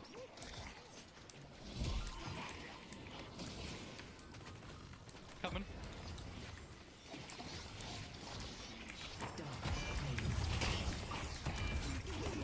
Good shit. Appreciate the help. Look, Graves.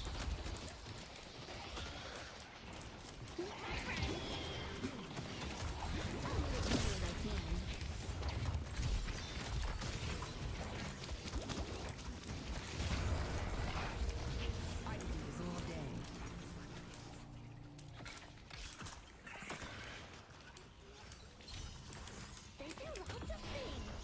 Let's hurry.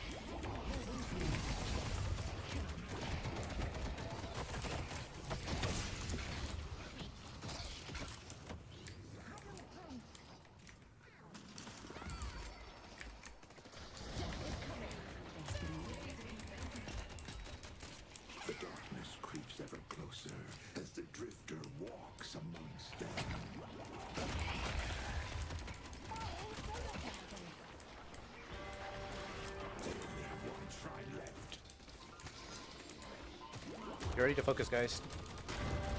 The ritual must continue.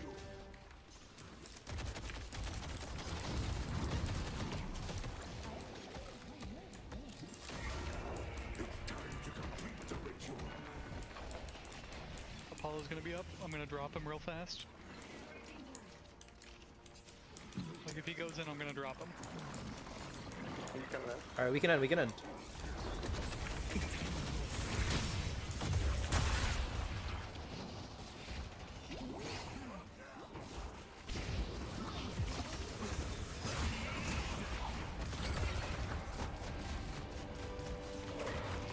Apollo's right behind us.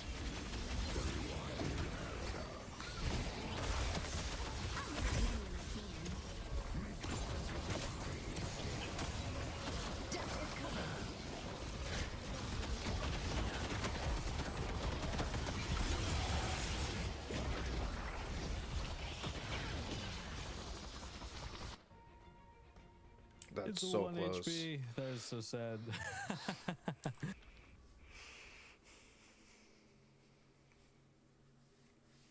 That is maybe the saddest thing I've ever seen. I know. Should I try a back door or? I don't know, bro. If you die, like, they might rush to end. Yeah, you're right. Could hide on their side of the map, and if you hear them try fighting mid boss, then just go in and send it. Yeah. That sounds good. I'll go green then. Going Yeah, siphon but like bullets. slip off Fuck it. the side.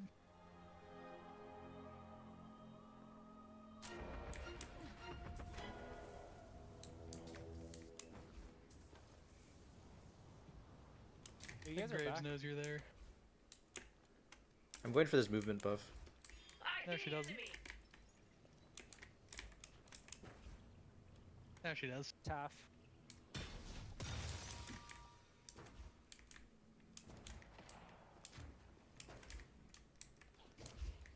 Let's go for a little stroll.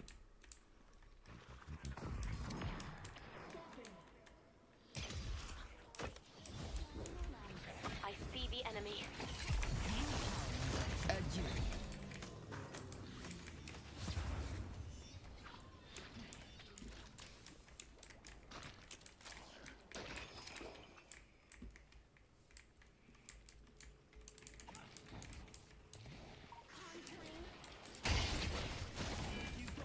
Your final moments.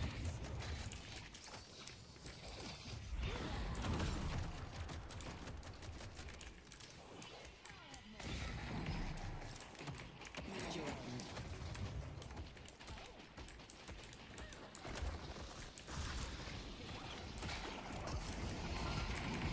Don't have a chance.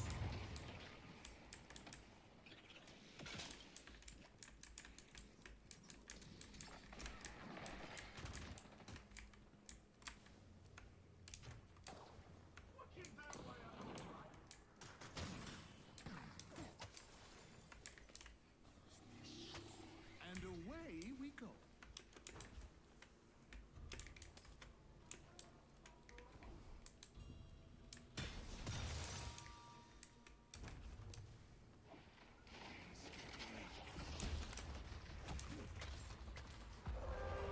Go help mid boss. Just protect mid boss.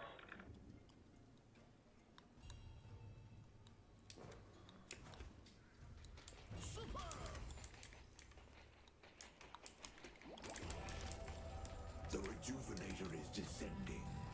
They're coming. Two coming down. Two coming down. I'm rushing the bait. Be careful. They have the rejuvenator. You have a good eye. The rejuvenator has expired.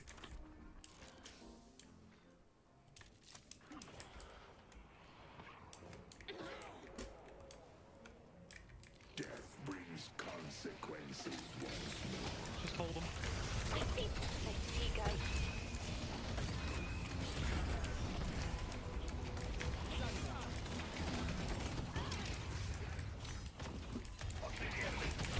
Kill this Apollo! Kill him! Let's go!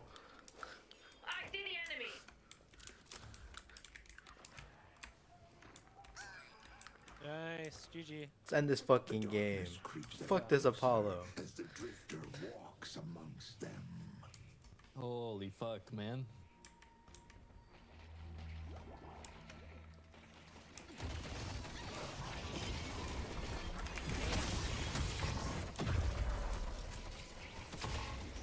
Very impressive. Death away. I'll get as many as I can. Let's go. Thank you for the win. Let's go. Good fucking shit.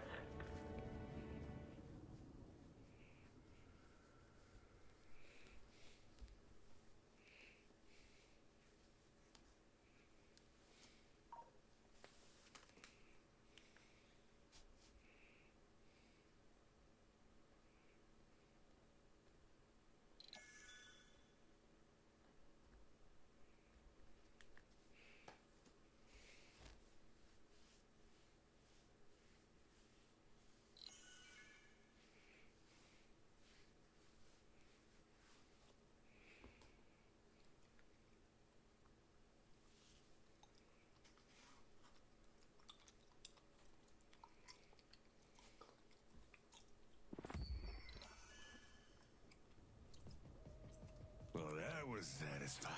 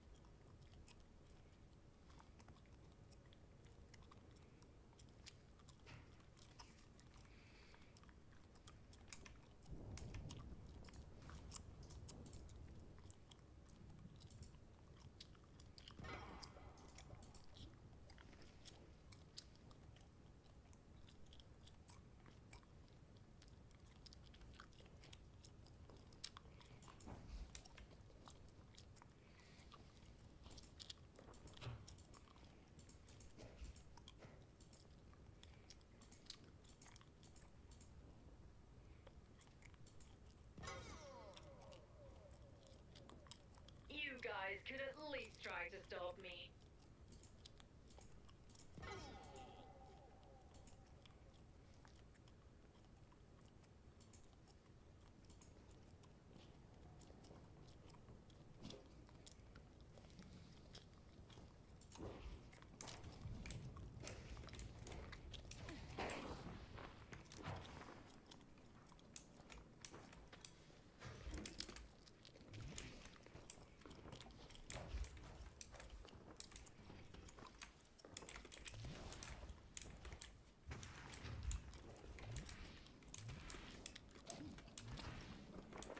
I will leave a bloody trail.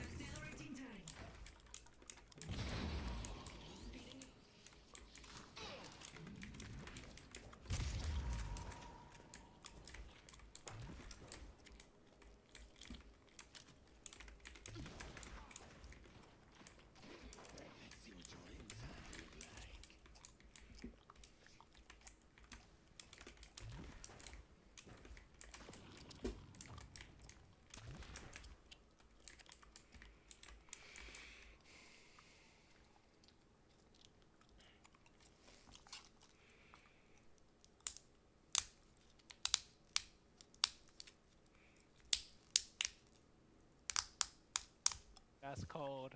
That's cold. That's cold. They took out Abrams. How are you gonna stop me? I manipulate time.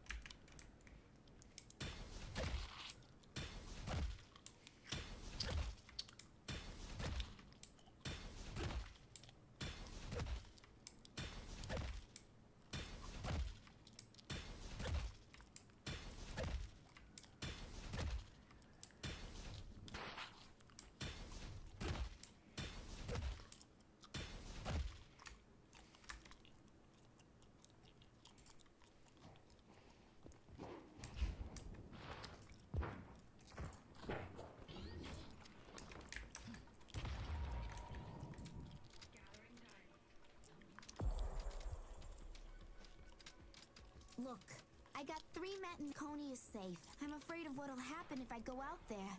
If you need my help, I'll be there.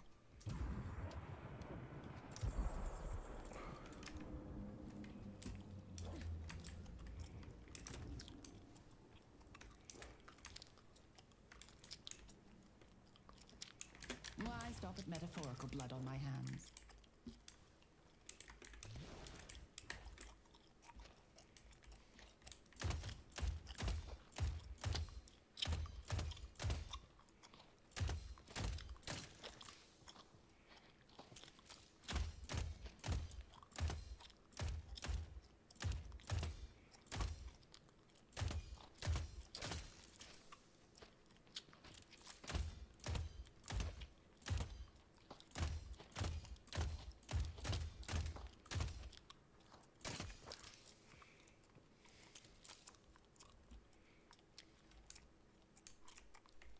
But that went south when Napoleon decided to invade Egypt, a territory that the Turks had control over. Also, fun fact, Napoleon was not actually as short as we think he was. He was 5'2" in French inches, which in modern day inches is like 5'6", which I guess technically he still was a short king, but less short than the average person probably thinks he was. Because in my head, he's about 4'11" and some change. I don't know. When I imagine Napoleon in here, he's like... But the relationship between the Turks and the French soured. Great Britain was like, I feel like you could use a friend. Let me be that for you. And this was solidified in 1798 during the Battle of the Nile. Britain helped the Turks defeat France, and then they were like, you see that? You see what Papa can do for you? We have the same energy, so let's be friends. So now that they were friends, Thomas Bruce was like, I want to go to Constantinople, which is modern day Istanbul, Turkey. Istanbul. I feel like I'm not saying that right. He wanted to go there as the British ambassador, but also, secretly, he was an art lover. Before he left, he told his architect that going to Constantinople was not only to strengthen the bond between Britain and the Turks, but also, he was hoping on the way there, he might be able to go to Greece, another territory the Turks controlled. For context, this was around the time of the Greek Revival, a time in history where everybody looked at the Greeks as the pinnacle of architecture, such as the Parthenon. So on his journey, Thomas decides he wants to go to Greece. He wants to get drawings, models, and casts of the architecture. This way they can be studied by artists and architects in Great Britain. But the issue is, when Britain got wind of this side quest that Thomas was going to go on, they were like, just so you know, we're not paying for that. But luckily, Thomas married wealthy. His wife's family was rich. So he said, I'll pay for it myself. On the way to Constantinople, he stopped in Italy. Once in Italy, he hired an artist named Giovanni Lessiri, and Thomas decided to hire him to lead the team in Greece while he was in Constantinople, doing his diplomatic shit. Once Giovanni and his team got to Greece, they wanted to go to the Acropolis, but they weren't allowed in because they didn't have written permission called a firman. The Acropolis was being used as a military base for the Turks. They wanted to be ready. France just invaded one of their territories. They had to be ready. So Britain decided to help the Turks run out France from Egypt. This worked beautifully and France surrendered in 1801. This made the Turks so happy they gave Britain the permission to go to the Acropolis. Not just permission, they also outlined exactly what they wanted to do. They explicitly asked to be able to draw and make models of any of the temples, to be allowed to put scaffolding up around them, and Zeke, the ability to take away any pieces I'm that actually don't gonna interfere get with off the to go actual wall or the work of the climb right Acropolis. now with So my the main friend, issue we but run that was into a good is ass this game. last part, where they Wait, sorry, actually Miles, allowed I'm to on take a essentially Discord. whatever they wanted. And Okay. in the firman they received, Sounds which is the good. written permission they Don't received, fall. the Turks outlined that they should not Yeah, be yeah, stopped I from won't. doing Bro, anything. but that game So was with the wording, crazy. it's That game assumed was they meant crazy. they allowed I to take hate anything that is not character part of the Apollo, actual bro. Parthenon. It Yeah. sounds like they left the Bro, you Parthenon did far really off good because though. You those went were like everywhere. 12. And why is the Parthenon a Something ruin like to begin that. with? Yeah. Or Here's you the were part we said. roaming. You The were Venetian roam forces, maxing. aka the Yeah, oh Italian forces, God. tried to take control of the Acropolis Alright, in bro. 1687. Carries They fired something akin Good to a games. cannonball straight into the GGs. Parthenon. And this happened to Alright, be where bye-bye. the Turks were storing Bye. gunpowder. The explosion that ensued blew off the roof of the Parthenon and made it a ruin. Essentially, it destroyed it. Choose war, not peace. Wait, I don't think... Wait, the pieces that fell off the Parthenon were put to good use. Locals used the pieces to build the homes. Some pieces were illegally sold to tourists as souvenirs. But the Turks had never given permission to any foreign body to take pieces home. This was a first. But Thomas saw the permission he was given and he was like, wow, so I can take all of it? After the firman was signed, he sent Giovanni, remember him, back to Athens to threaten and bribe people to allow them to take structures off the wall. Over the next decade, his team removed almost half of the remaining structures on the Parthenon and shipped them back to Great Britain. He took 21 figures, 15 metopes, which are essentially decorated squares they put on buildings to fill in the gaps, and he took 246 feet of Parthenon frieze. This is essentially like decorative trimming. But more important than that, doing this caused a lot of damage to the Parthenon. Duh. Giovanni wrote later that he might have gone a little too hard, but he had to be a little barbaric. Did you, Giovanni? Did you have to be? But now they have all this stuff and they're shipping it back to Britain.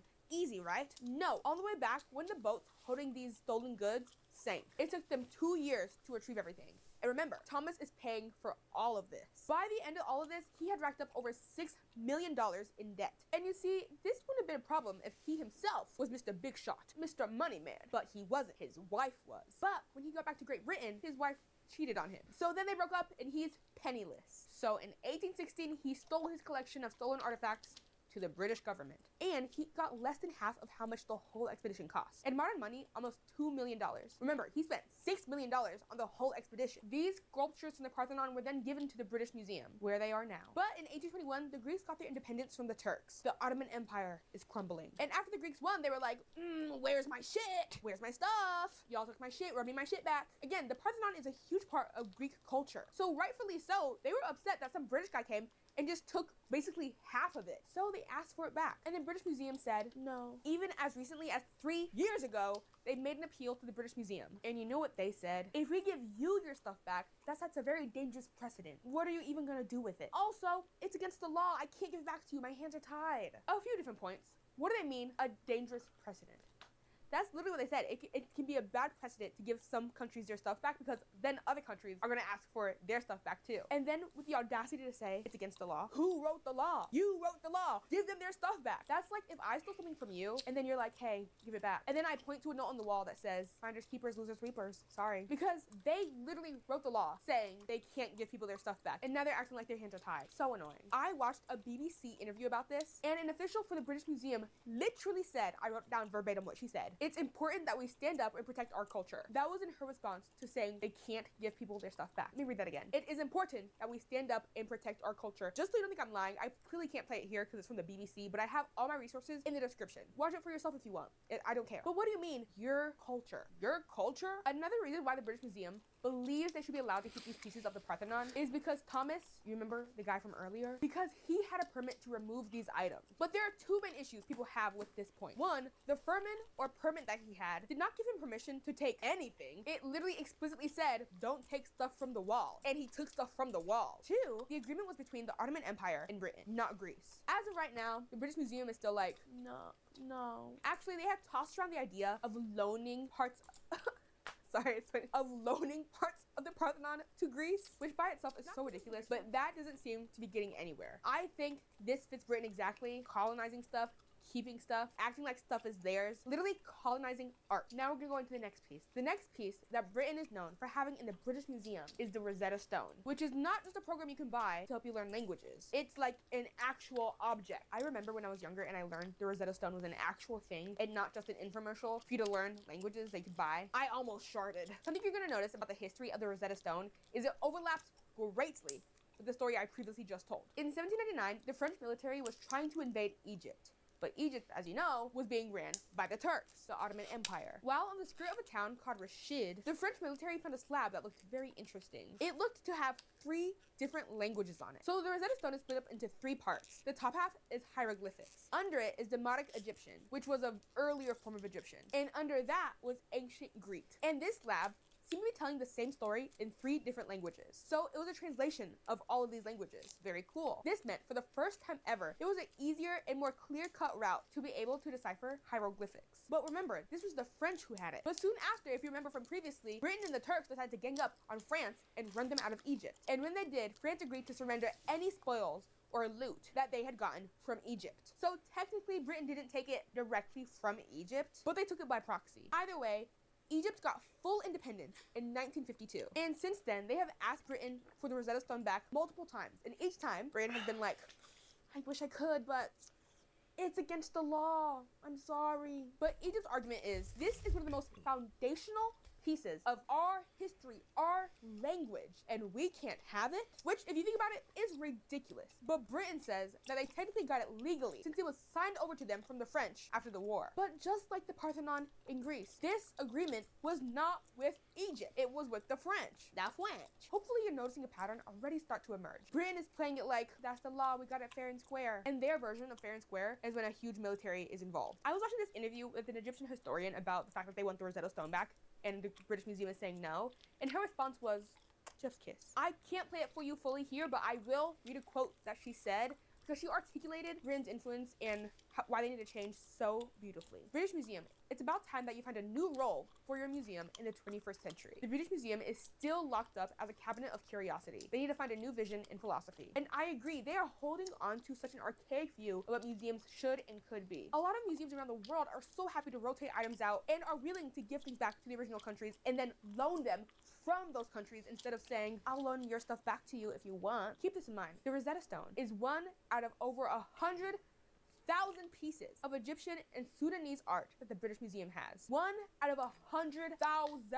These last items are near and dear to my heart. The Benin bronzes. In 1897, the British launched something called the Benin Expedition. This was in the Kingdom of Benin, known as modern-day Nigeria. If you guys didn't know, I'm Nigerian. The initial expedition failed immensely. The Benin Kingdom slaughtered their troops. So of course the British were upset. They really wanted more land because this was during the scramble for Africa. All the great powers of the world were trying to get as much land as possible. And they were like, wait, we haven't tried the black ones yet. So after this, Britain decided to retaliate and burned the whole Kingdom of Benin to the ground. The British had heard stories about the immense treasures that were in the palaces in Benin. So they felt like if they can get their hands on these treasures, that would more than offset the cost of this invasion. They called this invasion the Punitive Expedition. They looted thousands of pieces of art from the royal palace. Art that was used for religion, for storytelling. At the time, Benin did not have a written script, so this artwork was their form of essentially writing down history. The British did not care, and they still don't. They wanted stuff. They love stuff. They were even able to photograph pictures of the things they got and labeled them as loot. So unlike some of these other things where they can say, we got it fair and square,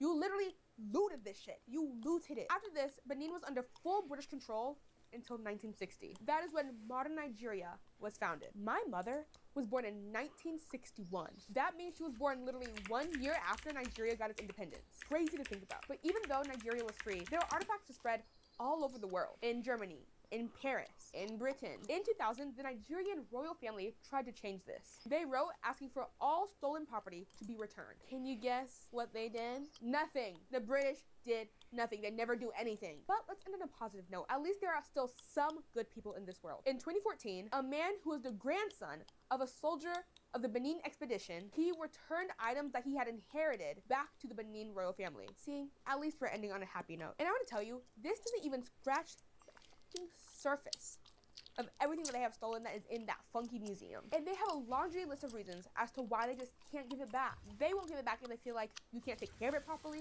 Even if you prove to them you can, they're still like, I don't believe you. They won't give it back if they feel like the artwork being in the museum helps British education. And last but not least, they won't do it because they just don't want to. That's not verbatim, but essentially that's what they're saying. They just don't want to. They're like, no. Sorry. I saw this TikTok during my research and it made my skin crawl. So I did want to respond to it. The British Museum discourse you see on here is the most egregious example of third worldist victim culture on planet Earth, and people in the Western world really should stop feeding into it because it has not one shred, not one iota of legitimacy. The vast majority of relics in that museum were obtained, one, legitimately, and two, with the actual consent of the people who originally owned them, i.e. your ancestors who wanted some money and got it. Although it should be noted that actually, the idea that relics of antiquity are things to be valued and kept in a single place safe for all time, that's not a universal concept.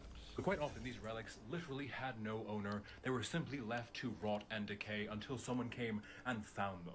You're welcome, by the way. You're welcome for the unpaid labor of my ancestors. Now, some people claim these purchases were illegitimate or unfair because it was hecking colonialism. Therefore, there was a power imbalance in that sale. It's actually only people in the Western world who are given this level of analysis, this level of historical scrutiny. The Ottoman Empire lasted actually way longer than the European empires. They actually have plenty of relics they got via colonialism. They have plenty of land they have that they only got via colonialism. They have the literal Hagia Sophia. Yet modern-day Turkey receives literally not 1/1000th of the criticism that people in the Western world receive. No one demands they return their relics. No one demands that they pay $1 quadrillion in reparations. It is only we in the Western world who have to face this level of historical scrutiny. Why is that? I don't know, it just seems to me like there may be some other motivations outside of a really strong, sincere desire to have your pot returned to you. I don't know, maybe I'm just... In the beginning, he says that the vast majority of items were obtained legitimately and with the original owner's approval. In my research, at least, I did not see a lot of places that sold their stuff asking for it back. It's all places who got their stuff stolen, who are like, hey, that's mine, give it back. All the examples I gave today, they got their stuff stolen. Even in the case of the Parthenon, where they got permission, it was from the Turks. not from Greece. But he had no affiliation with Greece other than being a thief. And the idea that these relics were rotting away until somebody found them is clearly just propaganda. I'm sure it's easier to feel like and to think that's what's happening, that they wouldn't actually steal from people. This stuff was just rotting away. So they had to help people. They had to take this stuff, because if they don't, it's gonna just rot away and then history's gonna be gone forever. I know that makes people feel less bad than knowing the British Museum is just harboring stolen objects, but it's the truth, they are stolen. Like in Benin, they were still actively using the bronzes for rituals. They were still actively using the bronzes as a part of their daily life. I feel like it's either he's purposely dense or he's hand-picking situations. I am not sure. He's trying to push this narrative while providing zero evidence. I feel like, why do people fight so hard to be on the side of people who are clearly doing the wrong thing? And I don't think just because another nation isn't getting enough flack for the fact that they stole too means it's okay for somebody else to steal. So just because somebody else did it, Britain can't be held accountable. Two things can actually both be wrong at the same time. Turkey not getting enough hate does not automatically negate the hate that Britain gets. I'm sure some people in countries hate Britain just because it's Britain, but for a lot of these countries, it is just as simple as, we want our shit back. Give us our shit back. For people who still don't get it, the closest thing I can relate it to is, you know, the statue of Abraham Lincoln? Imagine somebody from another country came, took off Abraham Lincoln's head from that statue, paid a random guy on the street $50 for it, and then put it in their museum. Maybe you're not patriotic, but wouldn't you still be like, that's weird? They just paid a random guy $50 for it and took it and put it in their museum. And then America asked for it back and was like, hey, this is a huge part of our history, actually, can we have that back? And then that country was like, no, I paid for this, actually. I paid him right there. I actually paid him. That guy right there, he's in America, isn't he? I paid him. So it's mine now. I think somebody needs to tell the British Museum to give people back their shit, and I think that's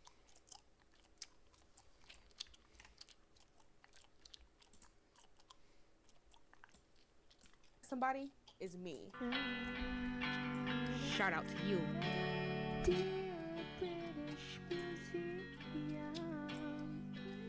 Listen up.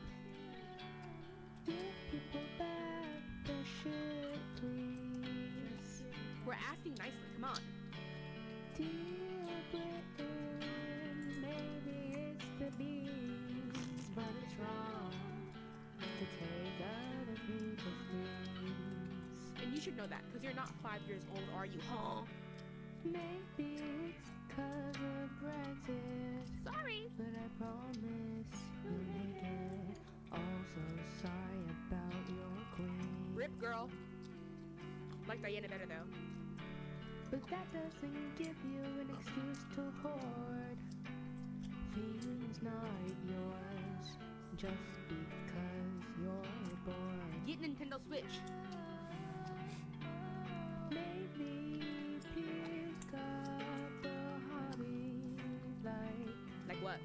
Not faking an accent all the time. Ooh, yeah, you don't talk like that. I know you don't. Top of the morning to ya. British Museum, give people back their stuff. It's not yours. It's not yours. Feel like being a bully. You know you are too. Give people back their stuff. Do it now. It's not yours. You literally don't own any of it. Well, maybe some, but not. Exhausting me right now. I forgot to do my outro. Thank you for watching. Thank you for subscribing, because I know you did. Thank you to my patrons over on Patreon. If you cannot support me on Patreon and you're wondering how else can I support you, AJ, I don't want to give you money, then perhaps watch my latest video called Puppy Mills Are Selfish. It's my second sponsored video, and right now the views are really low. And I can't have these companies thinking I'm a loser and not to sponsor me anymore. Yeah, if you want to follow me on Instagram, it's at AJTalksALot. TikTok is at AJTalksALot. Stream my song Lizzie. Bye. I don't want to feel about Harry. You look sexy. You look pretty. You look beautiful, angelic, ethereal, lovely, stunning. Like, subscribe, comment, hype, join the Patreon. Watch my last video that has no views. Watch the Puppy Mill video, it's a really good video. Okay, have fun. Ding, ding, dunk. Thank you guys for coming today. This is mine. Yeah, this is mine. This has been in my people's culture for thousands of years, and it's always made me really Hey, stop! No, please! Please, no, please! Let the fuck go right now! Let the fuck go right now! Okay. No, please, please, please! Oh, God, please! Hey, everybody, this is mine! It's real cool and shit, and it's mine now! take a look around the British Museum Gallery until we find a stolen artifact. Let's go. Thanks for watching. Oh my god, I love that. That's so cute. I'm gonna take it. Oh, this? No, it's mine. No, it's mine. No, it's mine. That earring's been in the family for generations. Ooh, not anymore. Hand it over. Hand it over. No, I just love adding pieces to my collection, you know? We have so much cool stuff here. It would be a shame if someone stole it. So this is all even though this has been a pillar of your community for generations, I don't think you're gonna take good care of it, so I'm just gonna, I found in your home. So no, you're right, that was yours, but now it is not. Oh my god, please don't touch any of it in here, okay? I don't want it to get stolen. I don't understand. I don't understand. I don't understand, Ish. I don't understand. I don't understand, Ish. I thought love had to hurt, but then I met her. The night the stars twinkled brighter than I've ever seen before. She brought me in the cold, so now she unlocked my soul. She has the prettiest eyes and they said it dies that mesmerized.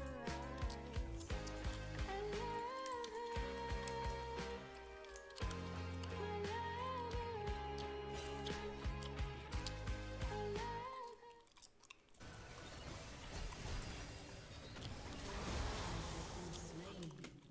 An enemy has been slain. Problem that can happen if you are a repeat diver is trauma to the lungs. If you are doing dive after dive after dive after dive, that means your lungs are going through a cycle of shrink, stretch, shrink, stretch, shrink, stretch. Your lungs are kind of like balloons. Think about a balloon. Have you ever blown up a balloon and deflated it, and blown it up again, and deflated it? Doesn't it get kind of wrinkly? That's a lot for a human lung. Over time, this can cause scarring and reduce lung elasticity. Oh, also I forgot to mention this. When you go down the water the first time, your eardrums can explode. It's actually one of the most common injuries that divers get. Their eardrums literally exploding. Okay, but once you survive, to get to the surface, you made a new record. That's all, right?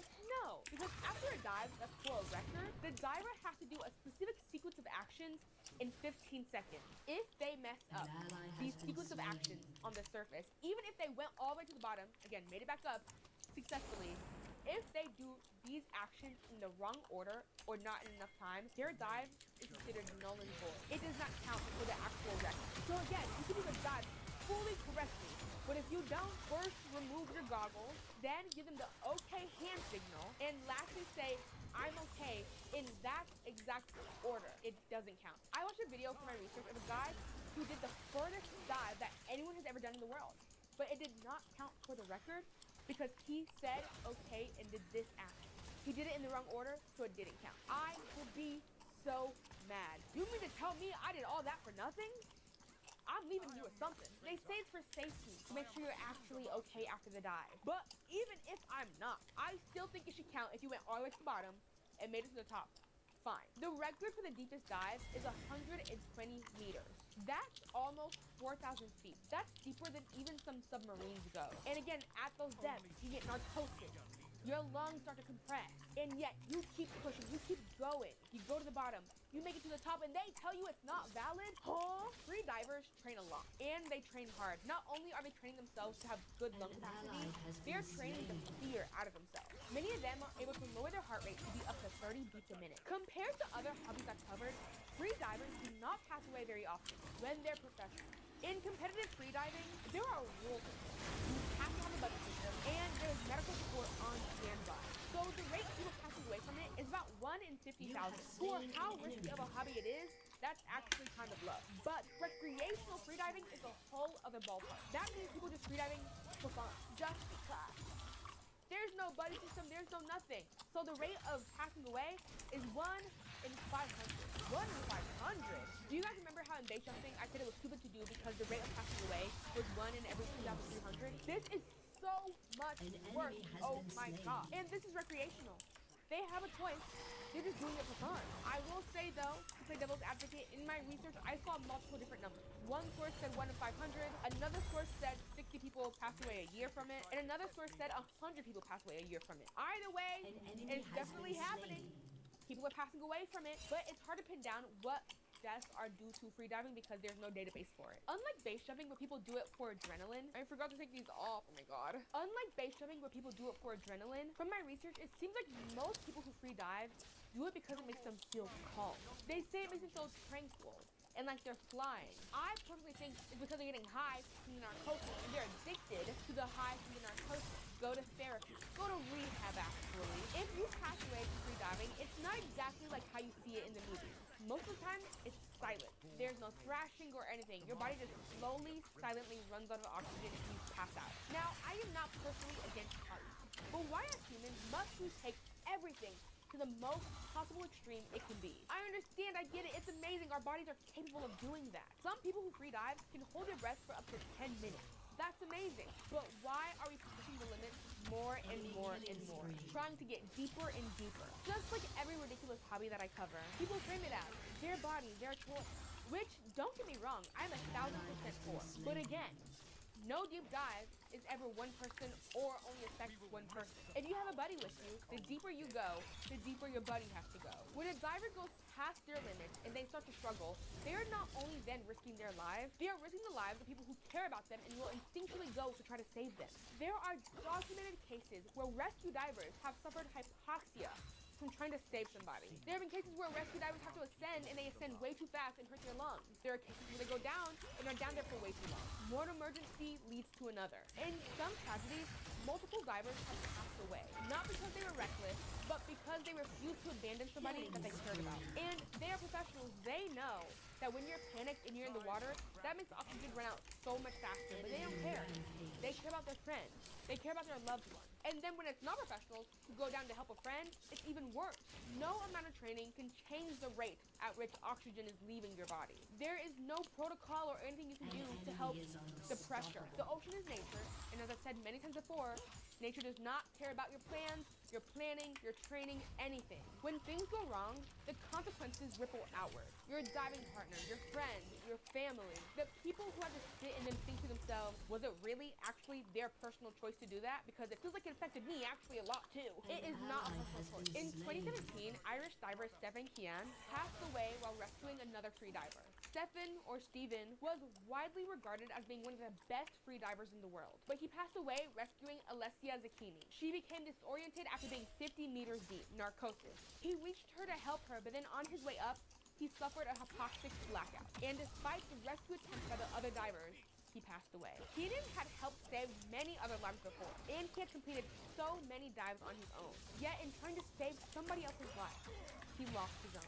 That means if you are a free diver, you have to be okay with the fact that somebody else has to risk their life with one breath also to help save you if you fail. In recreational settings where it's just friends, there are so many stories of people going after friends and family and also passing away. So when we talk about the records getting more and more extreme, we're not just talking about the numbers. We are talking about the people. The lengths they have to go to save somebody are more and more extreme. They can't just put on scuba gear randomly and descend to try to help the person. That takes too long, so they just take one breath and go down. People literally volunteering their own lungs to make sure you're okay. So I guess we have to answer the question. Is it selfish? I think so. But to be fair, I do think most things in life are selfish. But again, just because somebody is selfish or passes away from doing something that you might think is stupid does not mean they deserve to lose their life. I can't help but have empathy for the fact that people are having fun, doing what they want to do. They're not thinking about the consequences. They might truly think it will never be them, but sometimes it is, and that sucks. I know there is not much I can do to help people from stopping diving in water, but I can do my part, and this is it.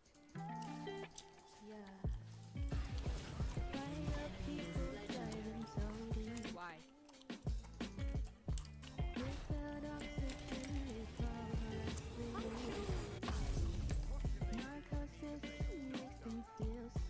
Don't do drugs. Makes you forget that you might die. Stop going down, you're not a fish. Nope. You're not a mermaid, did you want a parade? Did you? 'Cause going down, putting you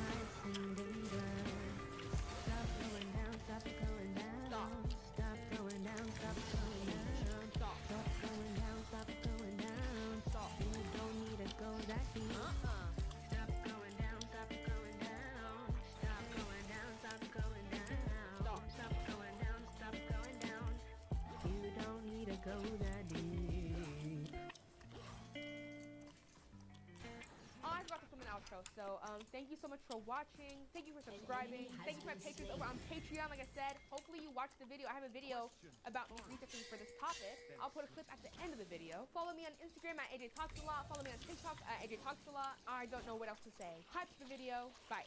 Steroids! She's cheating! I can tell you right now, she's cheating! It's the roids! 9 minutes underwater in one breath? You're lying. She's putting air in her pocket. And she's down there going... Like, she's eating the air underwater. I can tell you right now.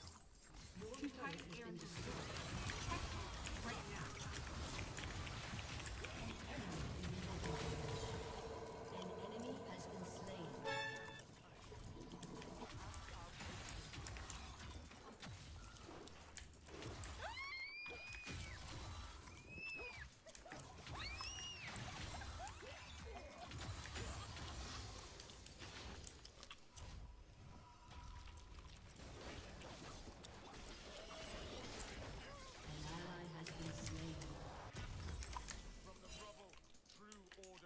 Hey guys, it's AJ, your favorite lesbian commentary YouTuber, and today, soaring, flying, there's not a star in heaven that we can bear. Yes, we are covering the world of wingsuiting, a hobby so dangerous, you might think I'm being facetious at times. Wingsuiting is when somebody wears a specially designed suit with wings to help them glide through the air. I want to tell you the history, the science, and even some stories and tragedies that have happened because of wingsuiting. Together, we will decide, is it selfish? But first, to talk about patrons over on Patreon. Let's thank you, Lizzie, Brenda, Guy, Denise, Adam, Iron, Emily, Arbigo, Jennifer, Sunday, Patrick, Adrian, Olsen, Peter, Hayden, Lopper, Contar, Glenn, Tommy, Angela, Karen, Priscilla, Sunday, Amelia, Karina, Judy, Logan, Hannah, Captain, Gabriel, Kit, Arlight. Thank you so much for your support. So like I said, a wingsuit is a specialized jumpsuit with a fabric membrane between the arms and legs. This allows the wearer to glide through the air during their descent. Wingsuiting is honestly very similar to base jumping and skydiving. Unlike base jumping, instead of going straight down, you are also gliding forward as you fall. So it makes you feel like you're flying. It is cool on the surface, but you'll all see. But just like base jumping, they do use a parachute after their flight to help them land. But the wingsuit is what helps guide them through most of their descent. A wingsuit is kind of like a glider, powered entirely by gravity. Wait, this sounds like things are about to get real sciencey.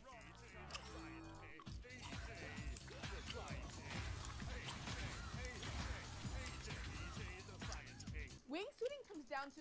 Wait, spawned in wrong, sorry. Wingsuiting comes down to aerodynamics. Wingsuits have fabric connecting the legs and the arms. This greatly increases your surface area. Y'all ever seen a sugar glider? Without a wingsuit, if somebody jumps, their force is going straight down. With the wingsuit, that downward motion is redirected into forward motion. In my video about base jumping, I explained to you how parachutes work. You're going this way, and air is going this way. So that means drag is preventing you from plummeting to the ground. You guys see it? You see it? You see how like it slows down the descent? Does that make sense? Air, you're going like this, but air is going like this because of the shape. Because there's a lot of surface area, you're like falling, but the air is going whoosh. So it's like science rules. So wingsuits have a balance between lift and drag. So instead of the parachute acting like a wing, the jumper's body is the wing. That means they are in control. Every slight movement with their body determines how the air interacts with them. Small changes can affect airflow. If airflow collapses or your body position fails, there is often not enough altitude or time to recover before impact. This means there's very little margin for error. And Jesus, people have been trying to fly in fabric suits for over a century, and it has gone badly a lot. Wingsuiting has only been successful since the 1990s. The first attempts at wingsuiting were driven by the long-standing dream of man to fly. In 1912, Franz Pichelt, a French tailor and inventor, designed a wearable fabric parachute/wingsuit hybrid because he believed it would allow for a slow, controlled descent. In 1912, he jumped off the Eiffel Tower to prove that this design would work. It did not. The suit failed. He passed away on impact. I can't believe that's not footage, but he's the first person we have ever caught on camera passing away. Before then, we had never recorded somebody actually passing away.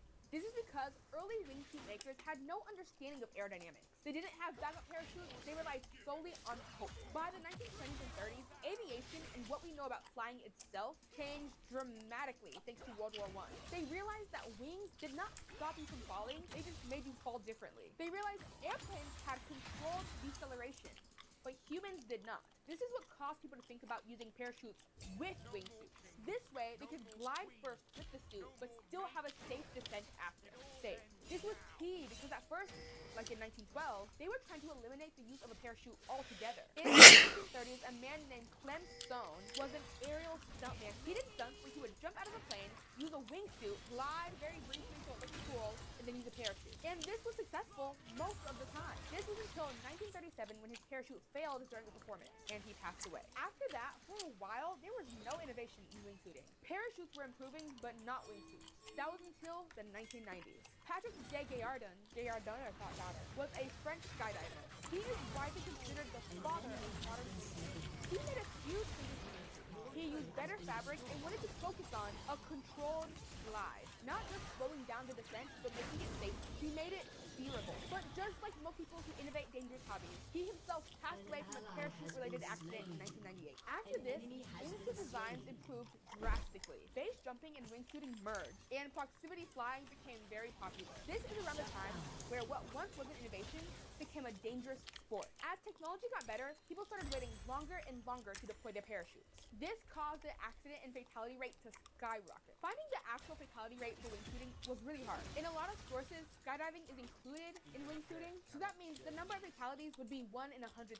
But skydiving is overwhelmingly safer than base jumping, so it averages out to a number that was not accurate. For wingsuit flying, which is essentially jumping out of an airplane, wingsuiting down for a little bit, and then deploying a parachute at the end, the rate is about 1 in 500. Crazy number, but it gets worse. For wingsuit base jumping, which is when instead of jumping out of an airplane, you jump off of a cliff, according to the website Skydiving Guides, the rate is 1 in 50. 1 in 50. 50. Which means it's more dangerous than just regular base jumping. Also, you would think that maybe jumping out of an airplane would be more dangerous, but think about it like this. When you jump from higher up, you have more time to deploy your turret and slow down before you fall. When you jump off of a cliff, time is no longer a luxury. I do feel horrible for people who pass away doing this. I'm sure their families are traumatized. Not only the constant worry of knowing that their loved one is partaking in this hobby, but once it fails, the feelings they must have thinking to themselves about how they should have stopped it. As much as I feel bad for them, though, I still feel equally as bad for the search and rescue teams that to go and scream and find people who decide to do this. As soon as your wingsuit jump fails, you have impacted so many other people, directly and indirectly. When people crash in wingsuiting, they rarely land on flat ground that's easy to reach. This might sound familiar because it's very similar to base jumping. When wingsuiters hit a cliff or fall somewhere hard to reach, a recovery team has to rappel down to a rock that they don't even know is stable to try and retrieve their body. Recovery teams sometimes have to use helicopters and hover so close to the cliff that it's dangerous for them. Or sometimes they have to hike for hours carrying recovery equipment just to retrieve a body. Recovery missions are some of the most dangerous operations mountain rescue teams perform. In several mountain regions, rescue organizations have stated body recoveries pose equal or greater risk than live rescue. Even though it's just a body rescue, what they're saying is just because there's no urgency because the person has likely passed away does not change the terrain. It doesn't make it any safer. In places like the Alps, Yosemite, and other popular illegal wingsuit and base jumping locations, park officials have repeatedly warned people that extreme sport fatalities pull rescuers into repeated high-risk situations, sometimes multiple times a season. There are recovery missions that take days instead of hours, sometimes with multiple groups rotating in and out. And this has a significant emotional toll on responders. All of this because somebody wanted to cosplay too much. So when people are doing a hobby like this and saying they are only risking their life, no they aren't. Other than rescuers, bystanders can also be affected and traumatized. We actually have a version of that this year. But first, we did it, Joe! We got our first sponsor! I know people tend to skip over sponsorship in videos, but guys, this is my first one. I want you to watch it and give me your genuine feedback. Okay. When FlexiSpot reached out to me to sponsor a video and give me a G7 Pro sitting desk, the first person I thought about was my sister. She's a mom and works from home and was sitting on the floor using her coffee table as her workstation. As much as I wanted this desk for me, you know, it being my first sponsorship and all, I was so excited to give such a reliable desk to somebody who needs it. The FlexiSpot E7 Pro is reliable, heavy duty, and sturdy. It has keys that react immediately to your touch. I was amazed by how low the desk goes and also how high it can go. So that means if my sister decides she still wants to work on the ground, she can. If somehow she gets a tumor on her pituitary gland and grows to be 6 feet tall overnight, she can still stand while she works. You can preset and save certain heights on the keypad, and also, it has a USB-C charging port. FlexiSpot is having a mega sale now, and don't miss out! Shop now using my code YTE730 to save an extra $30 and get your own E7 Pro skating deck. If you have a limited budget, you can choose the E7. Click the link in the description to learn more. Thank you, FlexiSpot. Do you like it? Am I the best sister ever? Thanks so much, AJ. I'm so lucky. Thanks. That was very natural. How'd I do? I read an article in The Sun UK about Brendan Blake, an American wingsuiter who jumped from Table Mountain, a landmark in Cape Town, South Africa. He did this while filming a YouTube video. His body slammed from 1,000 feet onto the rock below. This was at 120 miles per hour. Although Brendan was an expert in his field, he failed to deploy his parachute in time. He fell head first.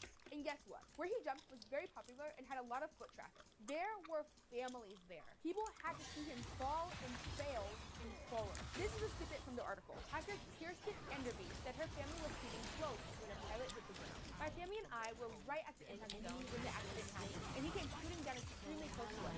He was so low I could see his face just before everything happened. Another witness described narrowly avoiding the falling pilot, saying he came crashing down between my husband and I. It all happened so quickly, but I had to run fast forward for him to miss me. His family later came out to say he left an impact on many people and will be missed. I'm sure he will be missed, and it's really sad and unfortunate that he passed away from this. But the impact and trauma that he has now inflicted on these innocent people that I would consider victims is horrifying. Imagine how horrifying this must have been to witness. Also, jumping from this landmark is illegal. Those believe that he hid his equipment the whole civil ride up there because he didn't want to get caught. It is so entitled to be from America or from anywhere and go to another country and purposely disobey their laws for fun. He had a wife and a baby at home, and he still did it. Again, I have so much empathy for him and his family, but the whole situation just makes me go, why? Like, why risk it when you know you have so much to lose? More than 30 people were involved in the recovery of his body. His identity had to be verified through DNA sample because his face is what got most of the impact. So when I hear people say, it's a personal choice, I'm only risking my life, what I hear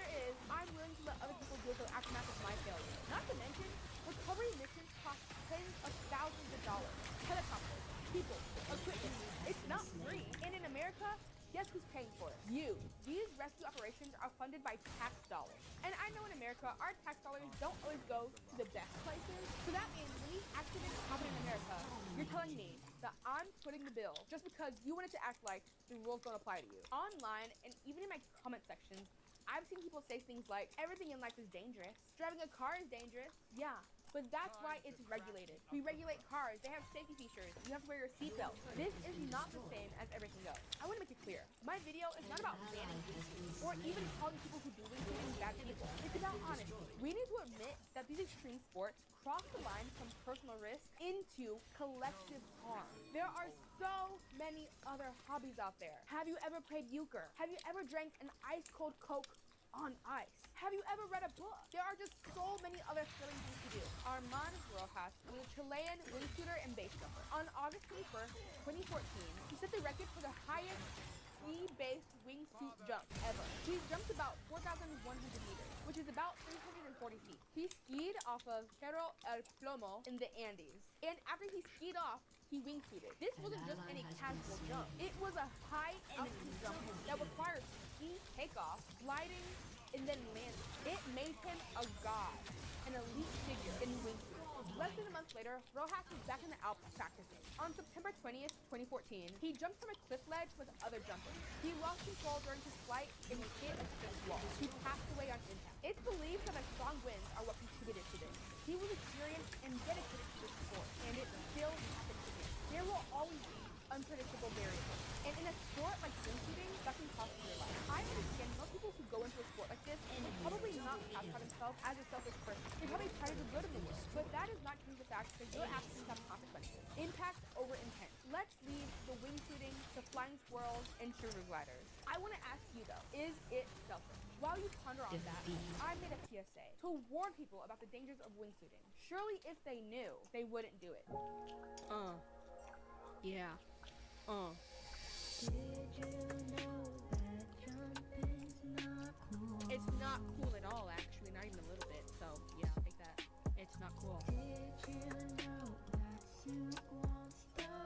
This too isn't what stops you. It's the parachute. So why even do it anyway? Wow, so fun hobby. Yum! Cook for Papa. Any hobby works, but when you try to fly, you impact everyone. Bars. At work. Stop jumping up. Stop. Don't do it. Even if you're wearing a smock. That's what it looks like, a smock. Stop jumping off. You're not Superman. No, you're not. Nope. Just stupid man. Yeah! Jumping.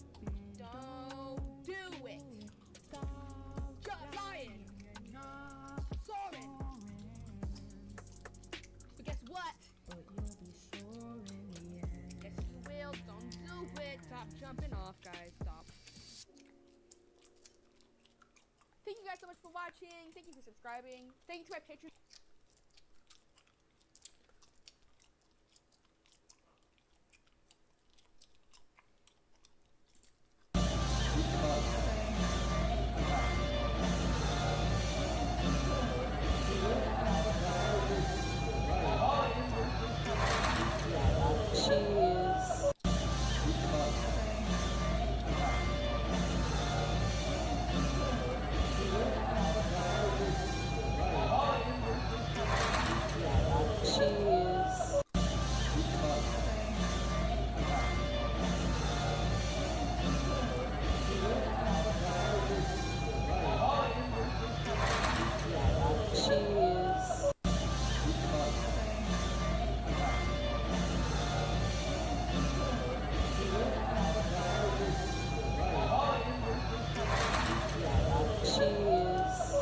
Wait a sec.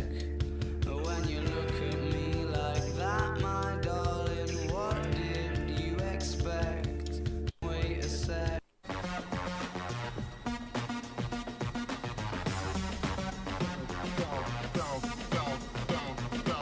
A new style goes buck wild. I remain versatile.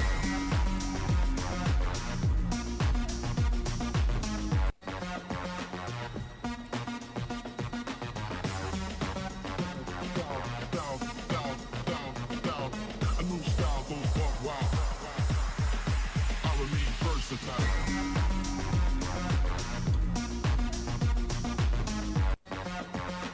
Alright, we're queuing in. Alright, let's go, baby. Come on. Give me a good teammate, please. Please, please, please. Please let this teammate be good. Faking. Alright, we're queuing in. Alright, let's go, baby. Come on. Give me a good teammate, please. Please, please, please. Please let this teammate be good. Faking. Alright, we're queuing in. Alright, let's go, baby. Come on. Give me a good teammate, please. Please, please, please. Please let this teammate be good. Faking. Alright, we're queuing.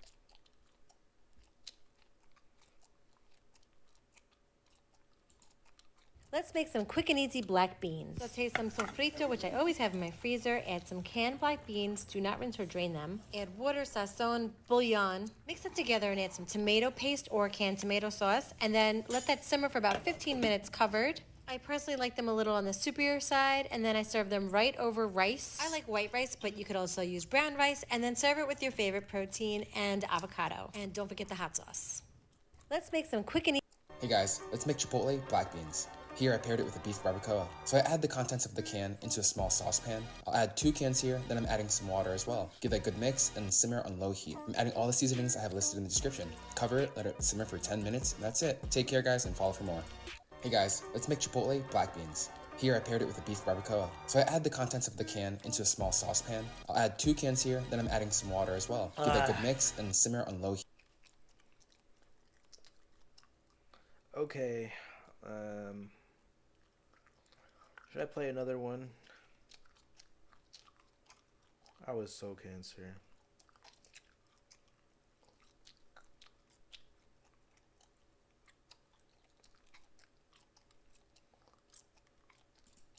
She was eaten up by the conveyor belt.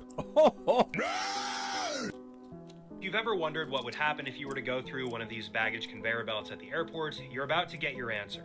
This video was sent to me through Instagram DM. In it, everything seems normal until this elderly lady starts approaching the conveyor belt. She even successfully mounts it and makes her way through this opening, vanishing from sight. So just as some backstory, this incident happened last year, January of 2025, at a Russian airport. Fortunately, the elderly woman was completely fine, and that leads you to probably your next question: where did she go?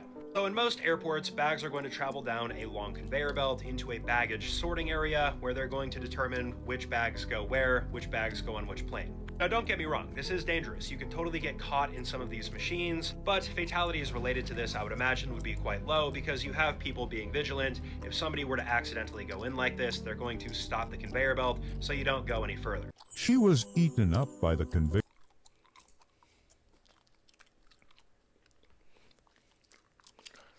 Yeah, I think I'm ending stream, chat.